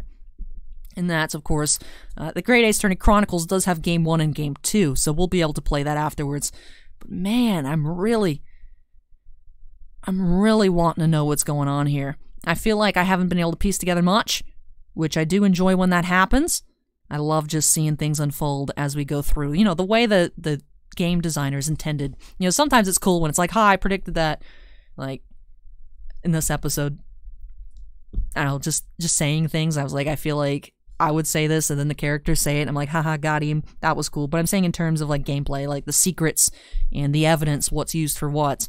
Although I did spot that candle on the floor. I like that little hint there. But I'm having a blast here. Really love this episode, even though, even as Sholm said, it was a big giant detour. I did have a good time, so I hope you guys did as well. Now, of course, before I wrap up this episode for certain, do have to give a big shout out to all my patrons over on Patreon. Thank you so much, you all, for your above and beyond support. I really, truly do appreciate it. To have 4 Ultimate Excavators, Jack Perez, Keith Muna, Mako, and Stephen Olivo, 3 Gemstone Miners, Andon, Mark Mardini, and Stephen Bly, and 1 Crystal Collector, John Michak. But again, thank you so much to all of my patrons. Really appreciate each and every one of you. And whether your name's on it, whether you're on a tier, which I say your name at the end of every video or not, really, truly do appreciate, like I said, your guys' above and beyond support. So thank you for that. Hope you all are enjoying this Allie Plays takeover. I'm curious, what am I going to do when the takeover is done? Because I feel like I might be a little bit... You know, it's a lot. Recording 2.5 hour episodes every day is a lot. So I might take maybe... I know I'd done maybe a month and a half or so ago, I did take a week off. Might do that again, just give you guys a breather. And of course, those of you, I don't understand how so many of you are watching this series day to day. I appreciate you guys really making that time. And I hope you guys are enjoying it, not pushing yourselves too hard, staying up too late, not getting enough sleep. Because it's like, oh, what's happening? Don't worry about it. If you guys need to, you know, become a day or 2 behind, I don't mind. I just hope you guys are enjoying things and are as curious to see what's going on here. So, might be having a week catch-up, might be good. Because I know there's a couple people playing along. Avsfan, I remember, was playing the first case, so I hope Avsfan's still able to enjoy as we go. Mako is also playing along, so that's exciting. But actually talking a lot in Patreon message about the game, too, and other stuff, so that's been really fun. So if you're playing along, let me know if you have predictions, or even if you're just playing along through me, not actually playing the game. I just want to hear your guys' thoughts. What are you thinking as we're going through these episodes? Let me know down below. But, of course, I said all the patron names, and then I rambled on and on and on again. So this is it. Let me go ahead and wrap it on up. Thank you so much for watching, everybody. I hope you're enjoying the Great Ace Attorney Chronicles, and I hope you'll join me next time as we hopefully solve some more mysteries here on Allie's Treasure Trove. Take care, everyone, and I hope I'll catch you tomorrow. Bye!